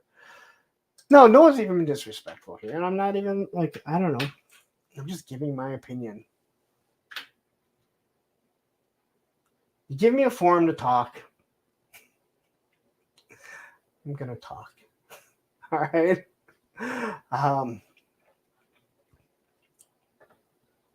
And none of you guys get none of you guys get any ideas at Joe Fest.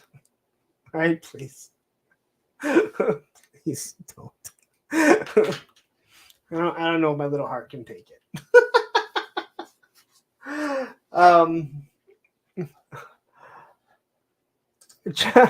Jeff, I'm glad you and others enjoy it. Again, I try. I want you guys. There's nothing planned, just so that's understood. The only thing was planned was when I lost when I got hit with the copyright strikes and I lost everything, and I was on steroids. I didn't expect to be that amped up to go after Viper Island. Oh, and Travis had pissed me off that weekend too. But it is closing in on me getting closer to have to go to work in the morning and drive the one kid that's left in school. Holy shit. 2 down, 1 more to go, but I still got just over 3 years with her. And then if she gets her way, she'll be going to the University of Michigan to be a lawyer. This one already has all her dreams already sorted. It's wonderful having one that knows exactly what they want to do. She is 15. So she is a freshman. So this is her ending her freshman year. So got 2 weeks to go. But she's the one that's in all honor classes, AP classes. No, I would disown her. I love her. I would disown her. My kids, I want them to make up their own mind. They didn't want to skateboard. They didn't have to skateboard. They gave it a chance. They want to go to Michigan State. If it's for them, great. But I put my foot down when it comes to Ohio State. And they already know that. Well, she already knows it. She's the only one that would be going there.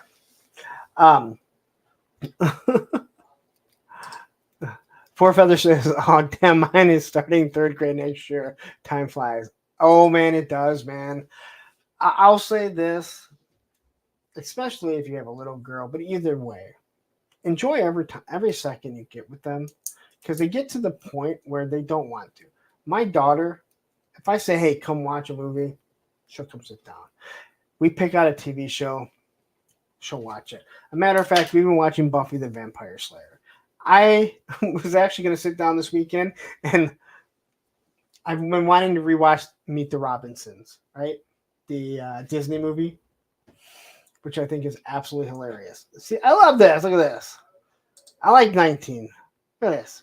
Go Blue. Exactly. Daughters, I mean, any kid is special, but there is something very special and a bond that you will have with your daughter that I don't think you really get with a son. There is no doubt about that. Oh, Frostbite, we're talking about my daughter watching it with me. I'm not saying that. But I wanted to watch it, and she's like, I want to watch Buffy. I'm like, okay. And we're in season 2, and I had to look up, and if you know anything about Buffy, there's a huge change with one of the main characters. And I'm like, you just want to get to episode. I said, oh, I can't wait to get to episode 14. And she's like, why? I'm like, I can't tell you.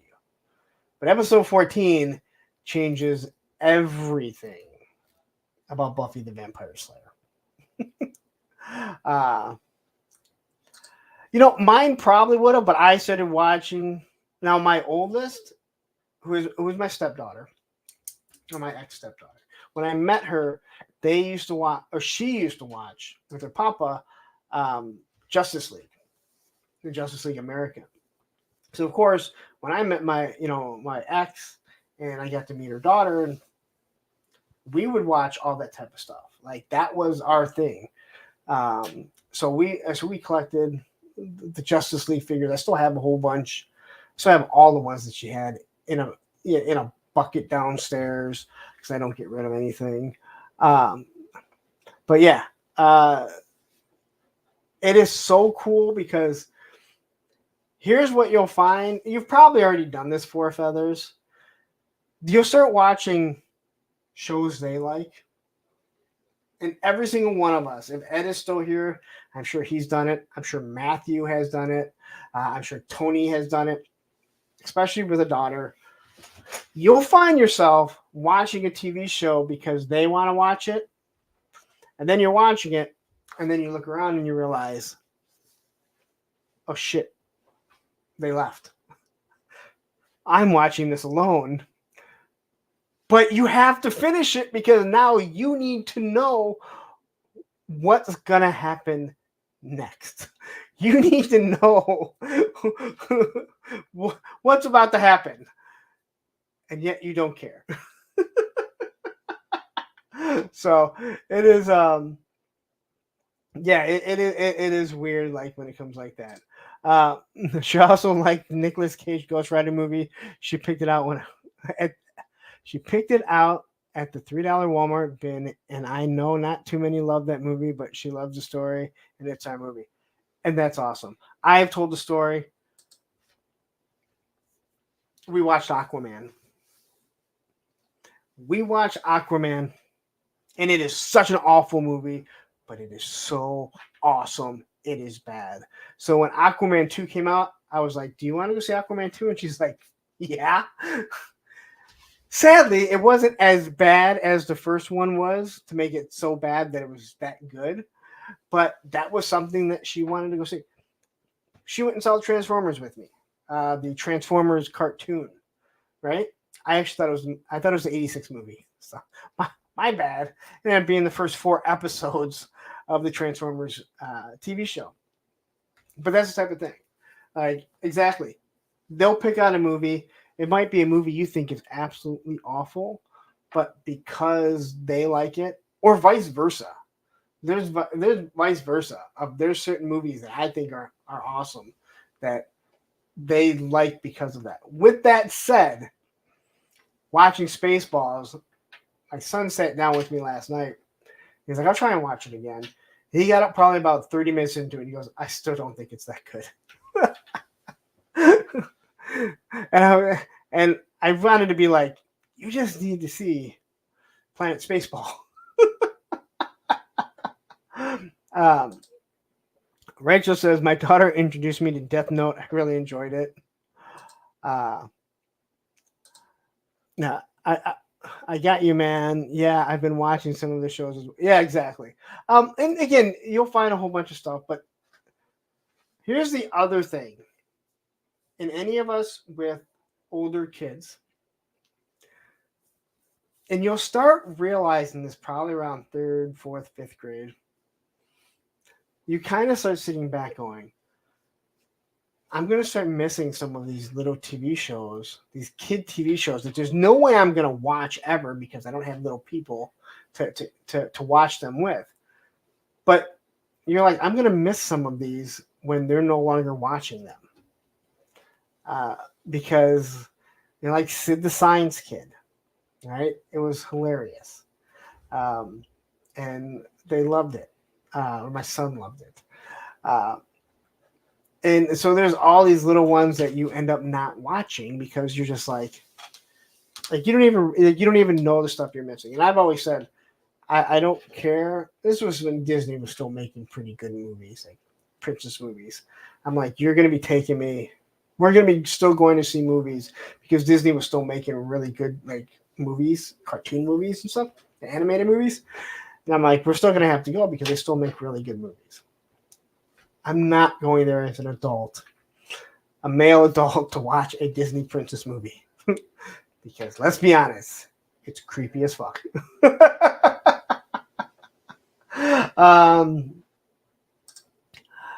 Oops. Four Feathers says she grew out of a lot of them. I'll tell you that. Yeah. Oh yeah. And again, my daughter and I, she's still my daughter, she's not my ex-daughter. My daughter and I, this one right here. Where is it at? Welcome to the Creamery. That's her voice. We used to watch Teen Titans Go.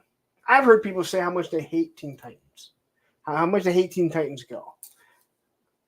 It is fun. You enjoy it.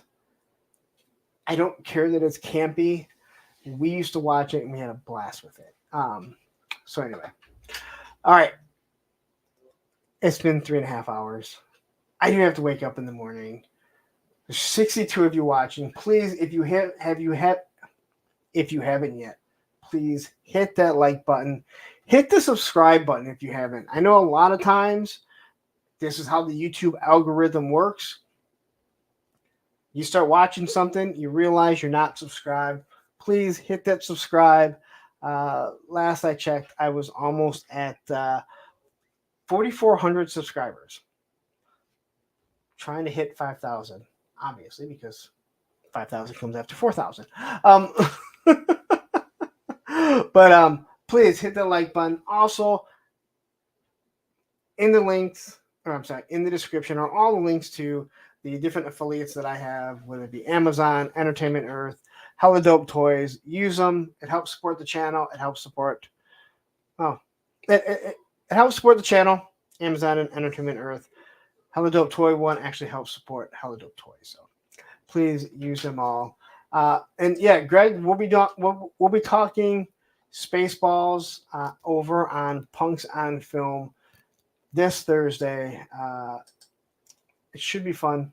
It's going to be wrapping up the May the Power of the Force that we all worked on. So anyway, thank you guys all for tuning in. It's great having you. This Friday, we will have a special live stream for May the Power of the Force. Myself and Allison will be live streaming. please tune in then. We're going to give thanks to all the people that have helped us out. And I hope to see all the people that have also joined in with it, that they tune in. So anyway, I'm going to get out of here because I do need to sleep. Have a wonderful night. Sorry about the rants. Sorry if I upset some people. I'm sure I did, but you ask questions and I give you answers. Take care now.